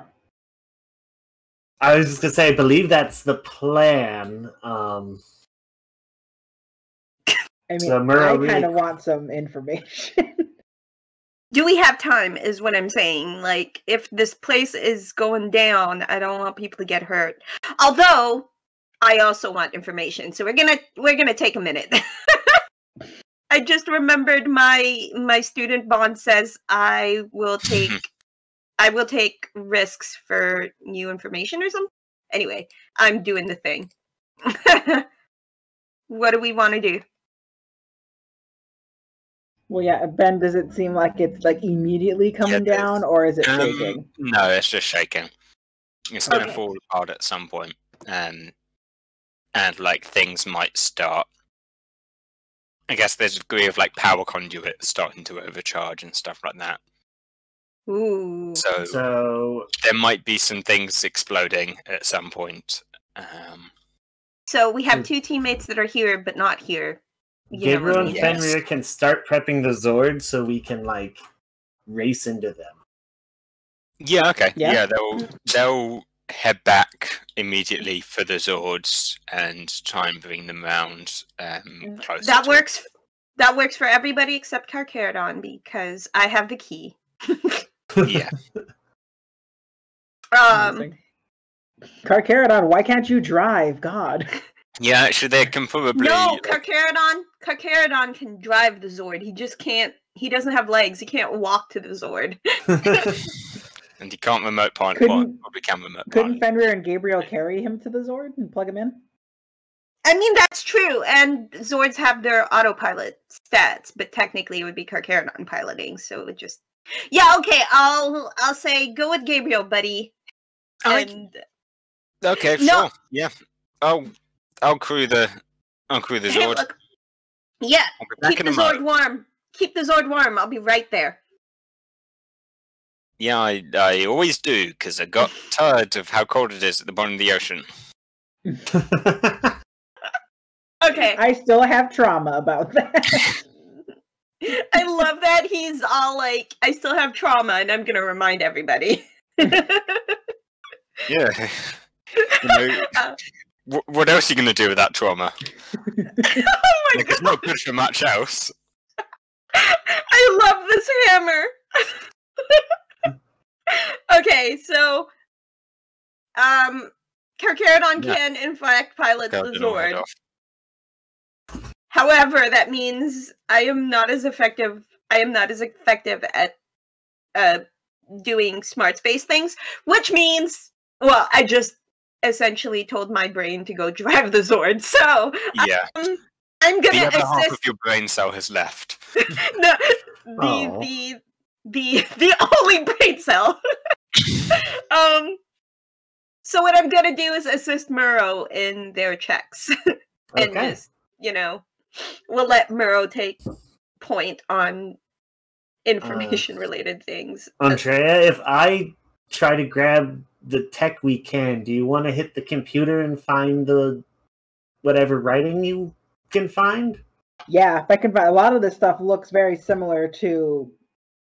Hang on, explosions. A lot of the stuff looks really similar to the city, so I just want to make sure that we got information. No, I agree. It's that and the Arbor Night. We need to do some looking into some things, I think. Yeah, that sounds like a plan. Let's do it. Yeah, I think if you're saying that as Carcharodon's leaving, he's like, actually, I think I might be able to fill you in on some of that. We'll chat later, though. I think I might have some more info for you. Oh, that's right. He started to get memories back that he conveniently forgot to tell you about. I have a question. Is this Solar City tech related? Oh, Possibly? actually, we should swap then, and you should find the tech. No, yeah, but my question is it Solar City tech related? Yeah, 'Cause kind of. Yeah. because Carcharodon, I get 2 edges, which means one is an upshift. So, because Carcharodon's gone, I'm just gonna roll with an edge. If I Okay. assist you, I give you 2 edges as well. Does that mean I get an edge and an upshift then, or how does that work? Just So no, when you so- say I give. Let me check my paper. you while give I an write it down. additional edge when Yeah, you it's assist? the teacher perk. When I assist someone that I'm with a skill I'm trained in, I give an additional edge. okay. So then essentially I you're would get an getting 2 upshift. upshifts Oh, I'm getting 2 upshifts. Okay, because perfect. you'd have edge normally. Yeah. Okay. Wouldn't it be better if you helped Andrea?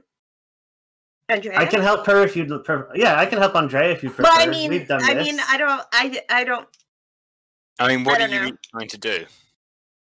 I Someone- would help her the find computer. tech that we can salvage. With Andrea, I basically help work the computer while she finds the stuff that actually looks important. Because Yeah, because most there's writing has certain flows.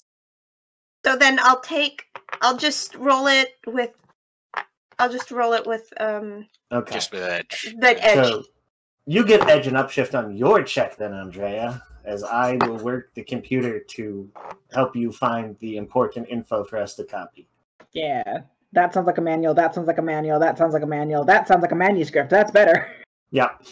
I love that teamwork. Actually, we can read everything. That's the other perk I bought. We can read Ooh. Oh, the anything grid tech. that is based on the morphing grid. Ooh. Okay, cool. As long as this culture, which seems like they were based in the morphing grid at some Yep, point. very much. So yes, we can read stuff too. We just don't want to read everything right now. Yeah. We don't have time to read everything right now. No. Okay, cool. Would this be... What is this then for my check? Is this culture? Yeah, I think you're sifting through for information, so that would be Yeah. I also am training culture, so you still get the 2 Tech to help edges. stuff for Avery. Cool. So, I've been rolling real good today. Where were these rolls yesterday? What you got? I got a 23. Nice. Nice. Nailed it. I rolled the absolute max. I rolled 22. Hey. Hell Nice. yeah. So yeah, that's 23 and 22. Okay, so yeah, Avery, what kind of stuff are you trying to salvage? Because you can probably get access to stuff from the matter beam laser thing. So if I'm gonna do the Avery thing, I'm looking for physical data, like computer chips, some stuff that she can pull that she could possibly take with her that might have information in it. Okay. You that know, you can look into later. like she can't eat a whole console and take it with her, but I mean she Yeah, could you can- technically, but she doesn't have Yeah. ranks in bronze, so she doesn't lift. So She just lifts our spirits. yeah, so she's looking more in terms of like smaller tech, like memory chips, flash drives, anything she can Yeah, kind hard of drives and stuff. yeah, stuff like that. That's what she's looking for. Yeah, okay. You can find some, like, there's various logs that you can get, like, printouts of, and you can, like, unwire the back of a control panel and, like, pull out a memory storage device and stuff like that. Okay, yeah. So Yeah. that's Yeah. what Avery's working on.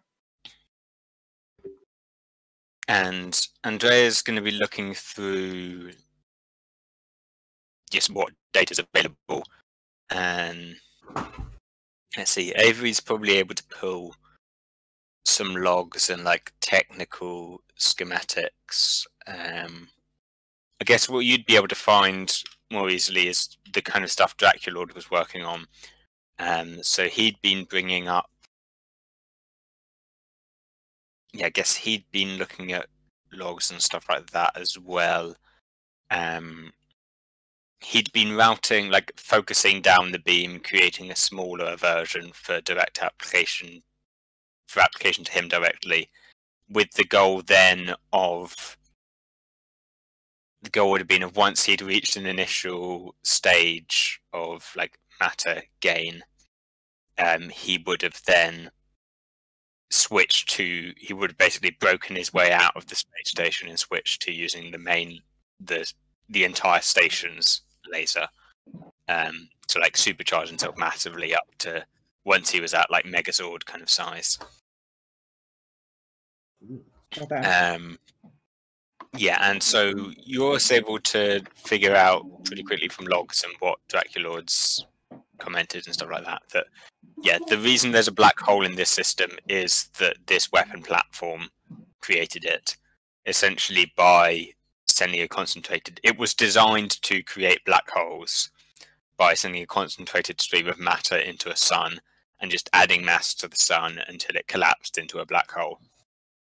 And yeah, once it could no longer, like, the pressure of solar, whatever. So I did an astrophysics thing, and I've forgotten the exact mechanism by which a black hole is created from a sun being too big. But a sun get too big, you get black hole, or like too much mass within a certain radius. And so yeah, it would black hole by that means. Yeah, and that it did it to this solar system. Other logs will indicate stuff of there was a planet here. It's now like abandoned / lifeless. It doesn't look like it was directly destroyed or anything like that, but just the loss of its sun and the sun turning into the black hole means that it's lost any source of light and it's kind of just died over the course of a few thousand years. So it's still intact and still orbiting the black hole, but now there's no light reaching it anymore.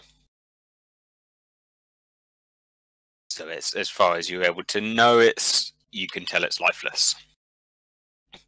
And as of yet, you can't find like an easy record of why that's the case, why this weapon was activated here. But yeah, that's what you'll get. Yeah. Okay. And I didn't find anything as to like anything that ties the city in its original origins to the building of this space station. Nothing like that. Basically just indicators that it was created by the same civilization. And that this was built probably after the Solar City was built, but before the Solar City was destroyed and damaged. But probably this, judging quickly from like cross-referencing dates and stuff like that, and even just like the age of the technology around you, this was activated sometime after the Solar City crashed. So when they originally came into this system, something happened, or various things happened. They did negotiations or whatever, and then they left. And then sometime later, this weapons platform was used to turn the star into a black hole. And actually, the date of this platform's creation, or like the platform being moved here, would be just after the Solar City passed this point. But it wasn't activated until a few hundred years later. Well, Interesting. yeah, concerning for a lot of things. Yeah, no, definitely. Okay, upload as much of this as possible to the drives we got, and we got to go. Yeah. Yep. So the three of you have been sticking around here. Let's see some athletics rolls, or maybe acrobatics as you try and escape the crumbling space station. They're the exact same number. So I will roll athletics for fun. I feel like I should ask you if. Well, I guess actually I probably could have asked you potentially to do acrobatics during the last fight. I feel like grabbing hold of things and doing swings and stuff like that would have been an acceptable way of avoiding getting pulled in. But yeah, that's a 5. Yeah, Murrow is busy thinking about things and is not moving super fast. I have a question. I rolled an 18 with a 4 on my D4. Damn. Okay. Can I use the crits? Just grab their hand or something to keep them from, like, with their consent, of course. Like, Meryl, come on, let's go! And, like, you know, offer their hand to help them along. I mean, I'm fine with that. That's reasonable. With the crit and an 18, yeah. You can at least stop Morrow from, like, stumbling. As they go and like pulling them along. Nobody gets slows you down a little bit, but nobody gets left behind. Let's go. How do we? And I got a 12. A 12. Oof. All right, you're managing to just about keep ahead of this thing. But the three of you together, as you round one corridor and get back into the main ring section, there's an explosion off in front of you, and a section of basically a section of the hull breaks open. It exposes to the vacuum of space and starts like pulling on all of you. You're in your ranger suits still, so you're not worrying about suffocating or anything like that, and your athletics roll, stuff like that, is high enough that I think you keep. I won't make you roll again to hold on, but that's the path you were going to take back to the airlock where you came in is now broken. You can just run all the way back round this ring from the other direction and get out through there, but you've got the others are able to move your Zords somewhere if you need them. You want them to move it to a closer airlock, or you do also have the option of just jumping straight into space. I mean, I am a dramatic chick. I really like I am all about space, jumping into space, because we're jumping into space into cockpits. So we already have our helmets. We're not going to suffocate. Well, I mean, not quickly. we have to get to the Zords that have the 0G situation. So we got to do that quick because we do not have environmentally sealed suits yet. Right. So. Yeah, I've been roughly saying that yours generally are kind of environmentally sealed, good enough for purposes, even though you haven't got the upgrade. But I'm kind of keeping it vague and hand waving it a bit. Yeah. So I guess it'll be a thing of like you could definitely jump through the vacuum of space into your Zords. I guess like you wouldn't want to try basically swimming all the way back to the Solar City or anything like that. Right, yeah. No, I definitely am like, this has repercussions. We can do it to do this thing if we make it. But if we don't make it, you have a very finite amount of time. Yeah. Yeah. Yeah, I think we gotta go. This thing is gonna blow. I think if the quickest way is if there's a hatch right here, trying to get someone to bring the Zords over to this hatch. Cinematics. Unless we want to run around the ring and hopefully it doesn't explode on us while we're halfway there. Let's go for efficiency. Let's just get in the Zords.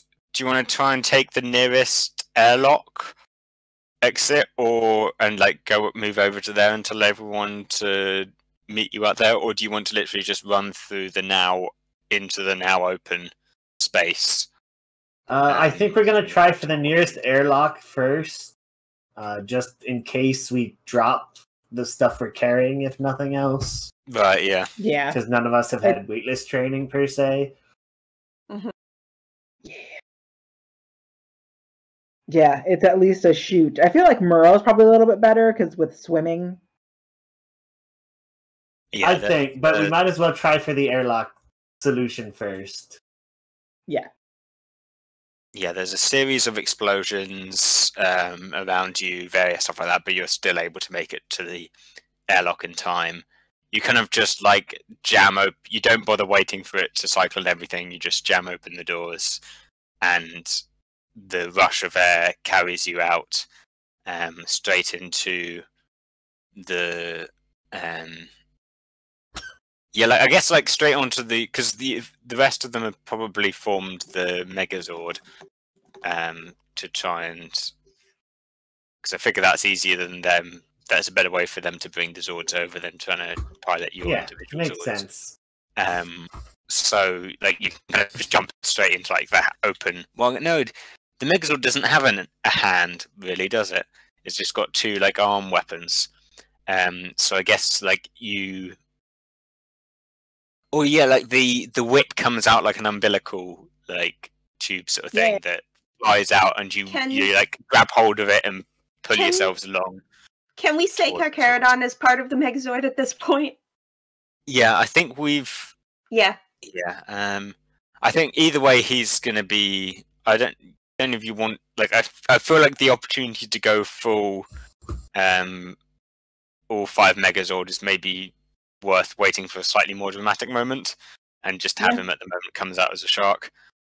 Because I probably want to try saving that upgrade for. That works too. When we get to do a cool thing for next week. Yeah, for the big old finale, I guess. Assuming we do a Zord battle, which I probably should.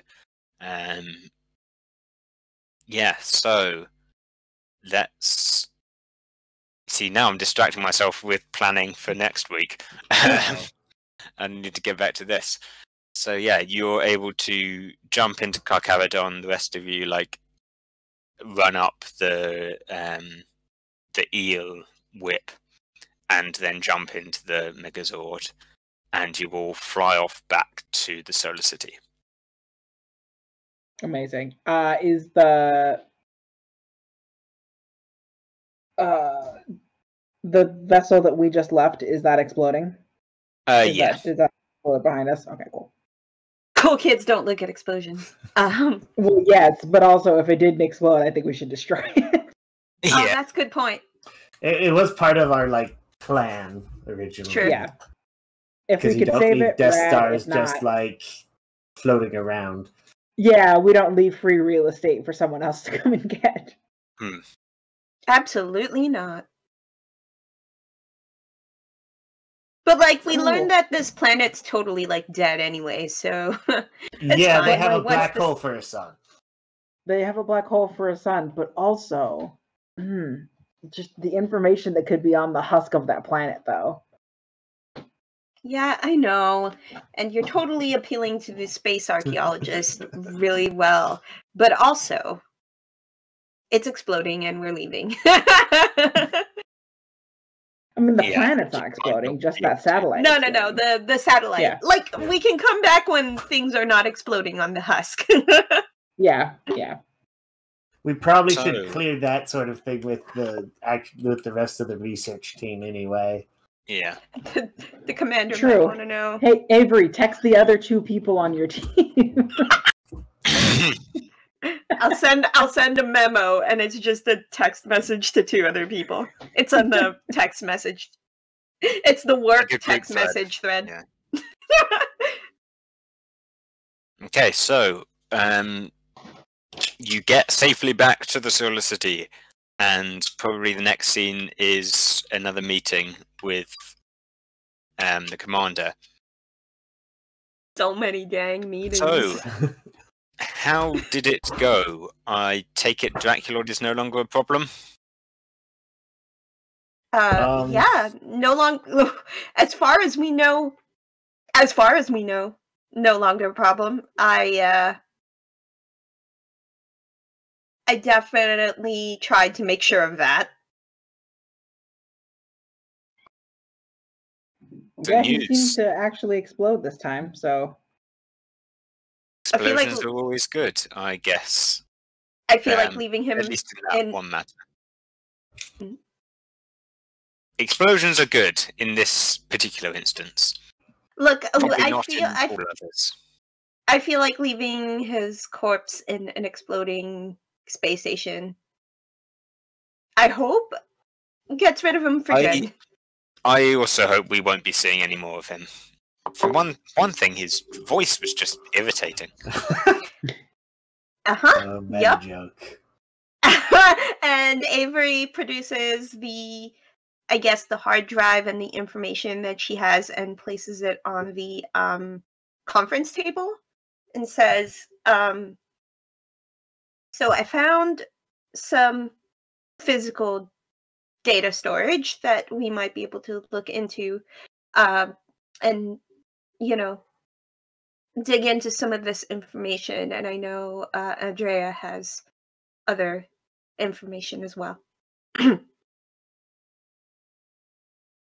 Murrow and I were able to scour through the database as much as we could. We had a little bit of a time constraint, but it seems like that base was built by the same people that built the city, and it was built around about 100 or so years after the city came into our solar system.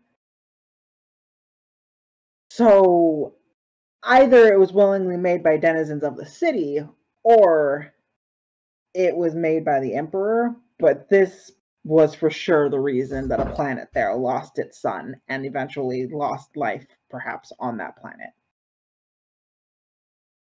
So culturally, it's not looking good, but we also have a lot of more data to go through in regards to this.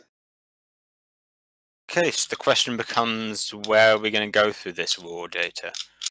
We're still currently in the presence of a black hole.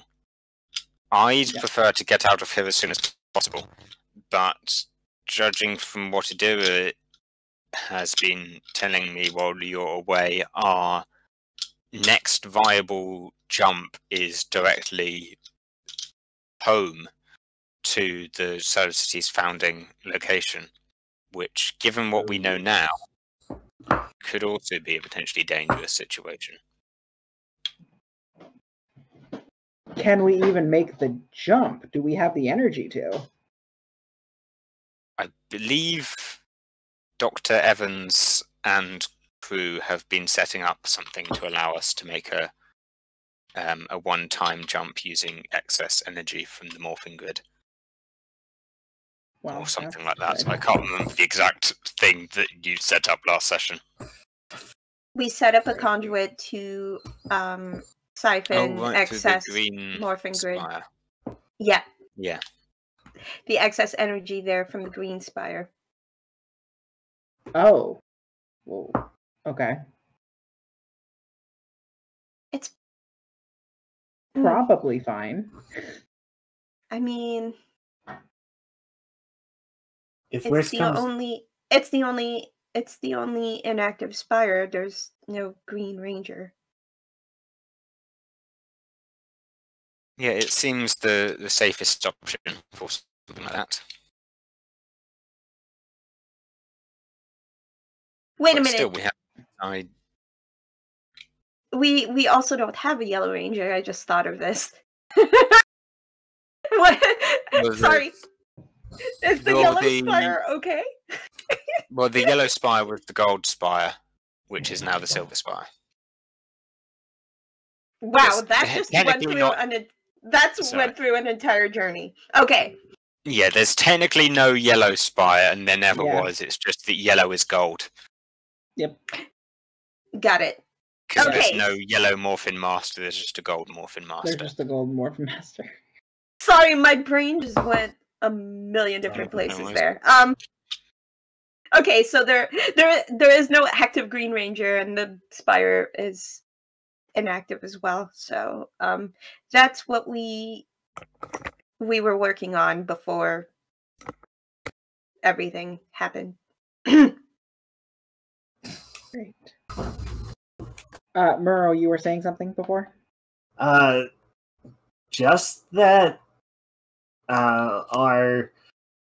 one of our two friends from the past, Kakir down there, said he kind of was remembering some things, and hopefully it'll help us decide how this last jump will go.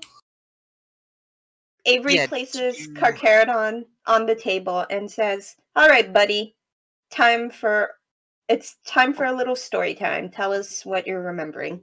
Click. Yeah, how much do you want me to fill you in on, and how much do you want to maybe take a guess at for yourselves? Good question. I've got quite a lot of the old memory back. How? Did you finally smack around enough that it jogged in? Let's say that. I mean, part of it is that I've kind of known for a little while. I mean, it's one of those things that's vague and wibbly-wobbly, and you've kind of got to... Excuse me? I've only been asking. Like, sometimes you know something, but you don't really want to know it, so you don't think about it. And it's one of those awkward things where, you know, maybe even if I did fully remember, I wouldn't want to necessarily share everything with all of you. Do you need a sidebar? Do we need a moment, just the two of us? No, I think we're probably good. I mean, so I don't know if you've guessed this yet, but I'm not from the Solar City. I'm from Earth. That's probably a good point to start. Can you but I guess tell we us? go. Can you tell us how you got there? Well, I was built on Earth, created by humans, kind of like yourselves. Well, most of yourselves, but obviously a lot like older. They had a deal with the Morphin Masters of their own, or at least with one Morphin Master in particular, who helped them gain their powers and craft new weaponry and equipment to allow them to fight the Solar City. That's the awkward part. Me and my Rangers, Uktor and the others, we're kind of the reason why the Solar City was at the bottom of the ocean for 12,000 years. So you were the reason the scraps were in Avery's hangar. Yeah. Well, I mean, not me specifically. I think that was on the blue. He immediately pulls out a blaster and shoots him. No, I'm kidding. That was a joke. Okay.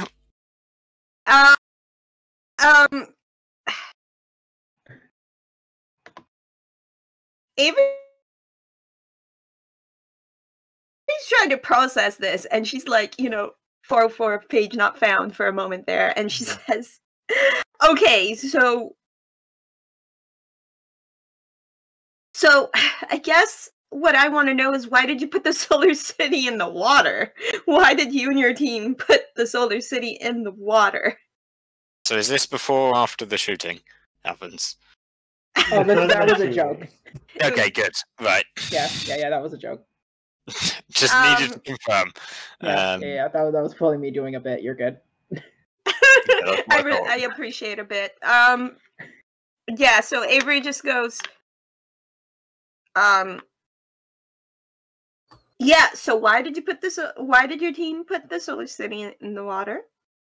Well, I mean, you've kind of guessed you've probably guessed. I mean, do you want to take a guess?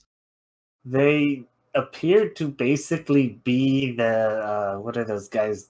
The Empire. They were subjugating dudes with the Ranger powers. According. Wait a minute. Is the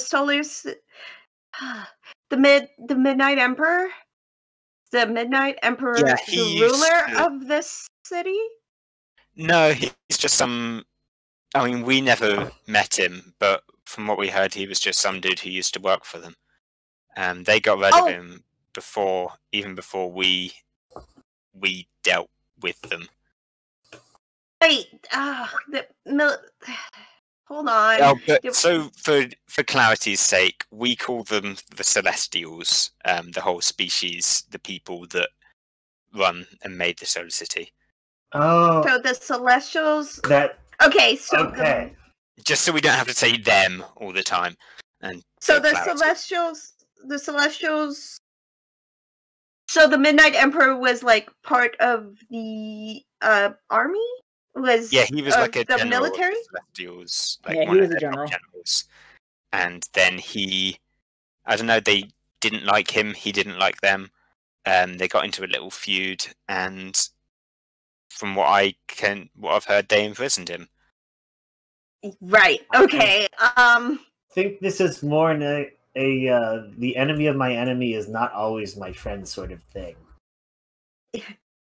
Avery does like a sideways glance at Fenrir, who I assume is in this meeting while this is all being unveiled, and then she just refuses to look at him again, just like avoiding the reactions.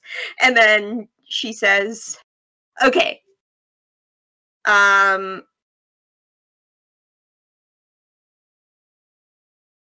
she looks at Andrea and Murrow and is just like, what else do we want to ask? Because there's a lot of humans information. built you where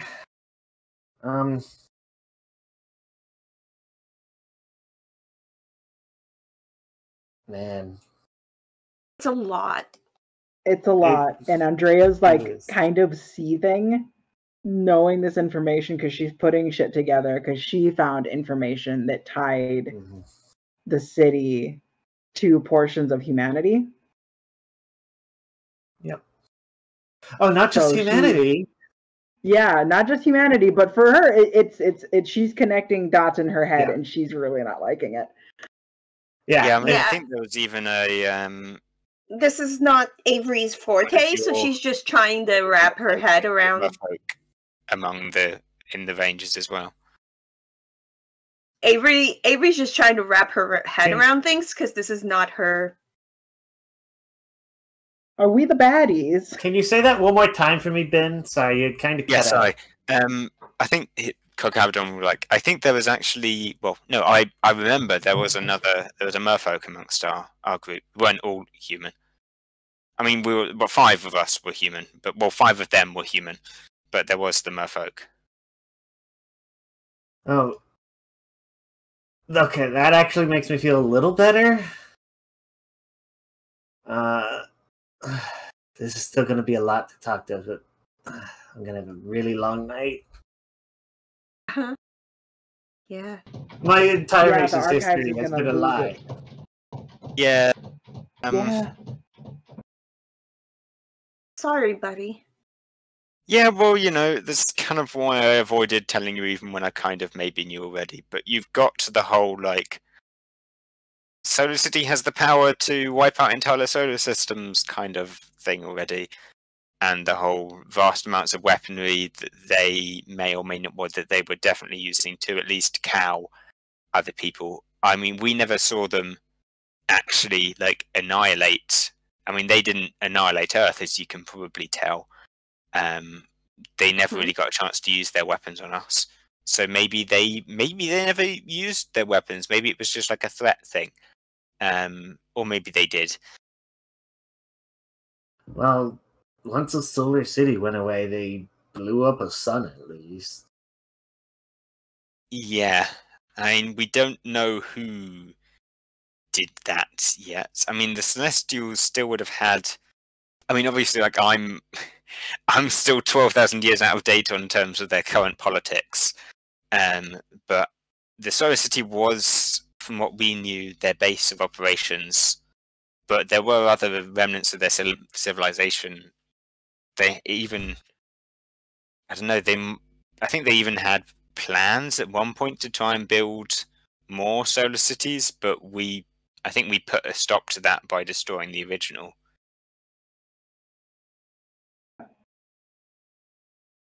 You're not charging up for a jump now, are you? Adira will go, well, preparations are... The conduit has been charged for jump. We are siphoning energy for this.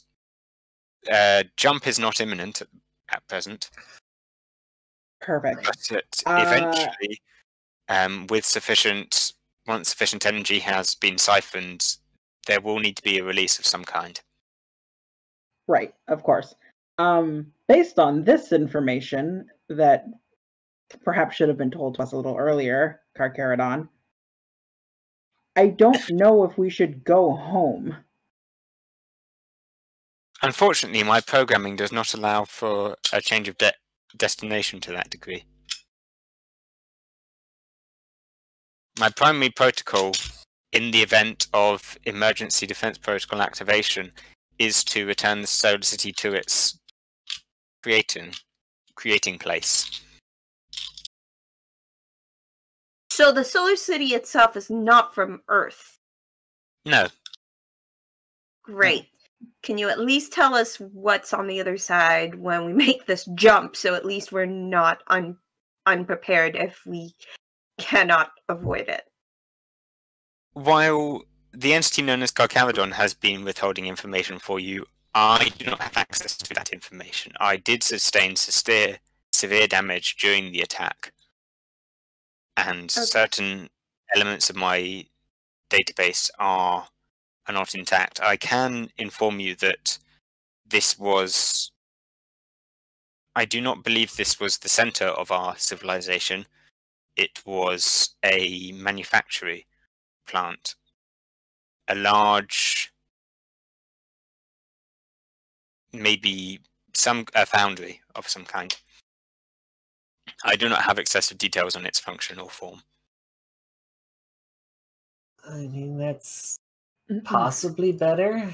It is better than HQ, but it could also have a multitude of weapons. I guess that what's the... I think we're gonna have to just prep the best we can before we leave, and assume. Well, I guess we shouldn't assume they're We shouldn't assume anything, but we should prepare for the worst, I feel. Yeah. Commander, do you have anything to say about this? I'm trying not to. I didn't realize, obviously we didn't realize any of this. I don't know if it changes our plans at all. Obviously it changes how we react, but fundamentally we're still trapped on this space station. And we need to get to this home before we are able to change its coordinates or travel anywhere else, which would allow us to get back to Earth. Perhaps if this city is the terrible weapon that it's supposed to be, we might need to make the sacrifice play and destroy it. Even if it means stranding us somewhere else.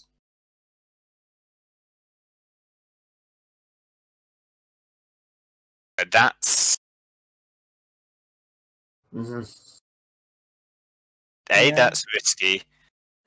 And we really don't have enough information to make any kind of call like that. But we could if we go back to our creation spot. Oh, God. Okay. Well, Yeah. Adira, do you know approximately how long we have before the jump? Or before you'll be fully charged? There is room for...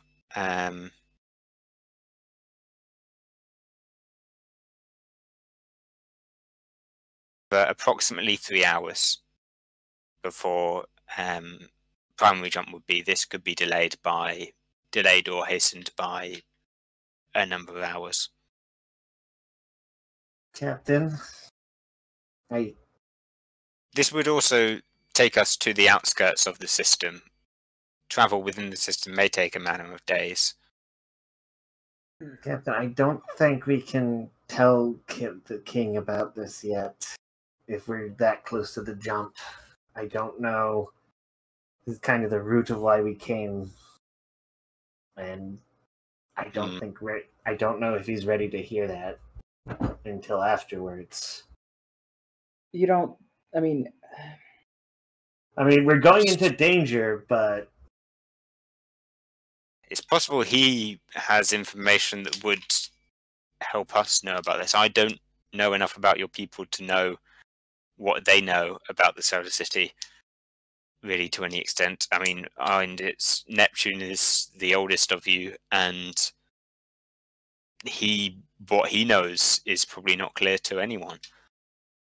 It's possible he already knows all of this already, though I somewhat doubt it. That is a good point. I should talk to Neptune. Muro is going to leave at this point, but we don't need to cut to the other scene right now. Besides, she says, there's enough people in this room that I'm sure we're not going to be able to stop this information from getting out to the rest of the crew and the rest of the expedition, the initiative. No, everyone should have informed consent of this death machine we're flying on. Yes, and that was presuming that we did try and halt this flow of information. I think we... well, the time is running out. We need to make an announcement of some kind. Inform the city of what we know and what we can do about it. And we still need to decide what our plan is, but some of that's going to rely on what we find on the other side.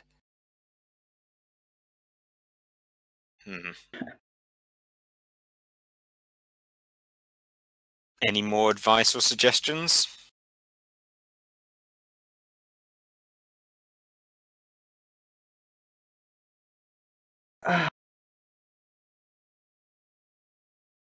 Not currently. Yeah. I had a feeling that might be the case. Well, I guess we just have to make preparations. We've got a few hours. I don't want to sound morbid, but settle your affairs, I guess. Take care of whatever you want to take care of before we go. This will be this is the last trip. Good luck, everyone. See you in 3 hours. And meeting dismissed. Avery watches as everyone else leaves, but she doesn't move. The only thing she does is she kind of smacks Carcharodon, like knocks him over face first on the table, kind of upset. Mm-hmm. So when everybody else leaves, she just turns to her mom. There's no more like defiant child. There's no attitude, no Power Ranger. It's just Avery. And she says, "This is really bad, isn't it, Mom?" Yeah. Yeah, I think so. And guess unless you've got a good comment from here, I think we do want to kind of cut, but I don't know if I want to end the episode yet, because I've got another villain for you. Because somewhere in another solar system, around a great metallic construct, larger than a planet, with various like docking ports and like half completed construction machinery, there is a spaceship of similar design, I suppose, to or I guess obviously created by the same people that created Draculords, but it has a slightly different like look to it. It's kind of shaped almost like a crow or a raven, with a kind of beaked end that curves, and then like more pointed, like wings like feathers, wings like an animal's wings rather than just swept points, like in Dracula Lords. And on the bridge of the ship, there's a very similar scene, but similar, like a throne room with like Shadowruns kind of like bowing and scuttling around and performing menial duties. And in a throne sits this large figure, a kind of cloak of feathers over her shoulders, a raven's head and beak, like dark, just dark and looming, but very like regal and I guess kind of large but kind of slim, like very refined, holds a refined posture, and she's like drinking from a glass of something with like a curved beak, drinking out of a glass, and takes it aside and kind of just like gets up out of her throne and drops the glass onto the floor, where a few Shadowruns scurry around like with a little dustpan and brush and sweep it away. He says, well, it appears that Draculord has finally been destroyed. Well, I can't say that wasn't expected. I suppose it's time for the Queen of Shadows to prove herself to her father. Malatrix is back in business. And that's where we're going to end the session. So I hope you all enjoyed. Next session will probably be our season finale. We'll see how much I can cram into that. But I think we're probably going to call it the season finale. So I hope you all enjoyed that. Yeah. See you next time. Introductions. I've been Ben. Astronomer at Astronomer on Twitter. Astronomer.itch.io is where I do any tabletop RPG publishing stuff that I do very occasionally. That's me. Oh, and tomorrow and Saturdays in general, I'm in a Star Trek game called Star Trek Adventures Aegis, where I play a shady doctor, Dr. Lambeth. It's set in the Enterprise era of Star Trek, so before the Federation, and we're currently doing something. There's a big political crisis with various species. That's the same time as this, but tomorrow, basically. And that's me. So moving up next, please, please, Anto, who's next? It's Minnie. Hey everybody, I am flabbergasted and I have been Minnie. You can find me at Stalwart Ursa on all of the relevant social media sites. Currently streaming a ton, so you can find me on Twitch streaming. Today I think I'm going to be doing a dating sim, so that's going to be super fun. Check on in for that later this evening. And follow me on TikTok. I'm doing a bunch of nerd geek commentary, specifically Magic the Gathering right now. It's super fun. And I'll probably start making more Power Ranger stuff because, oh my god. Mm-hmm. Yep. I'm the only one here. Yeah. So I'm Nilsing. I will, starting the 8th of February, we had to push back a week. I'll be playing in an Animorphs RPG Wednesdays night at 6 p.m. Pacific time. And amazing news that my ADHD just let me look at, since I ended up looking at Twitter. Wizards has just announced they're no longer deauthorizing the 1.0 SRD and put all of the 5.0 stuff in Creative Commons. All of it. Including Monster and Magic names. Which means huge. It's a huge thing for the RPG community. People have been following the news recently. Wow, I did not expect that on my bingo card today. No. All right. Yeah, that's no comment on that so far. That's it. That's all I'm allowing on this channel as far as that kind of content. Hi, I'm Anne. This is my channel. I was playing Avery Thorpe, our Silver Ranger, and I have some news that I can announce officially. So you know how I was mentioning that there were going to be a couple of new campaigns on this channel? We have locked down a premiere week for both of these campaigns. Let me just look at my calendar really quickly. All right, so we're launching our Tales of Exandria series with 2 new campaigns. Swords of Byrodin starts on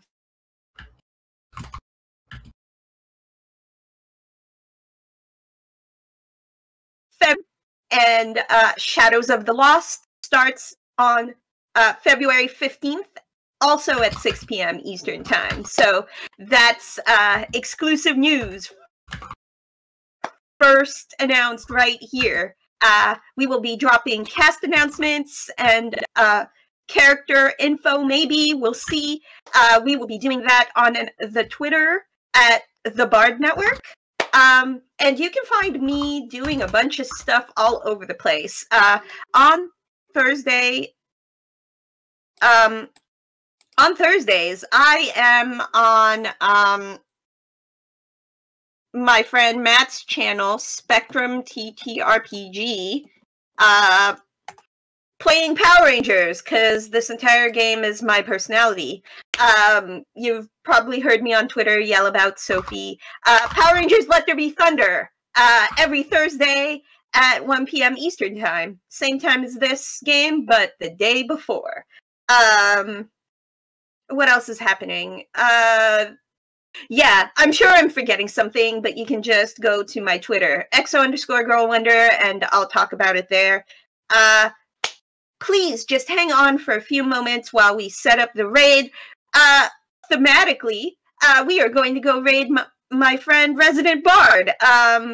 John is playing Codenames right now. We typically don't raid John because John typically doesn't stream on Fridays, but here we are. So, just throw some love and bardic inspiration out in the chat. Make sure y'all say hi and let them know that Anne sent you. That being said, we'll see you next week for the Season 1 finale of Power Rangers Solar City, and may the power protect you.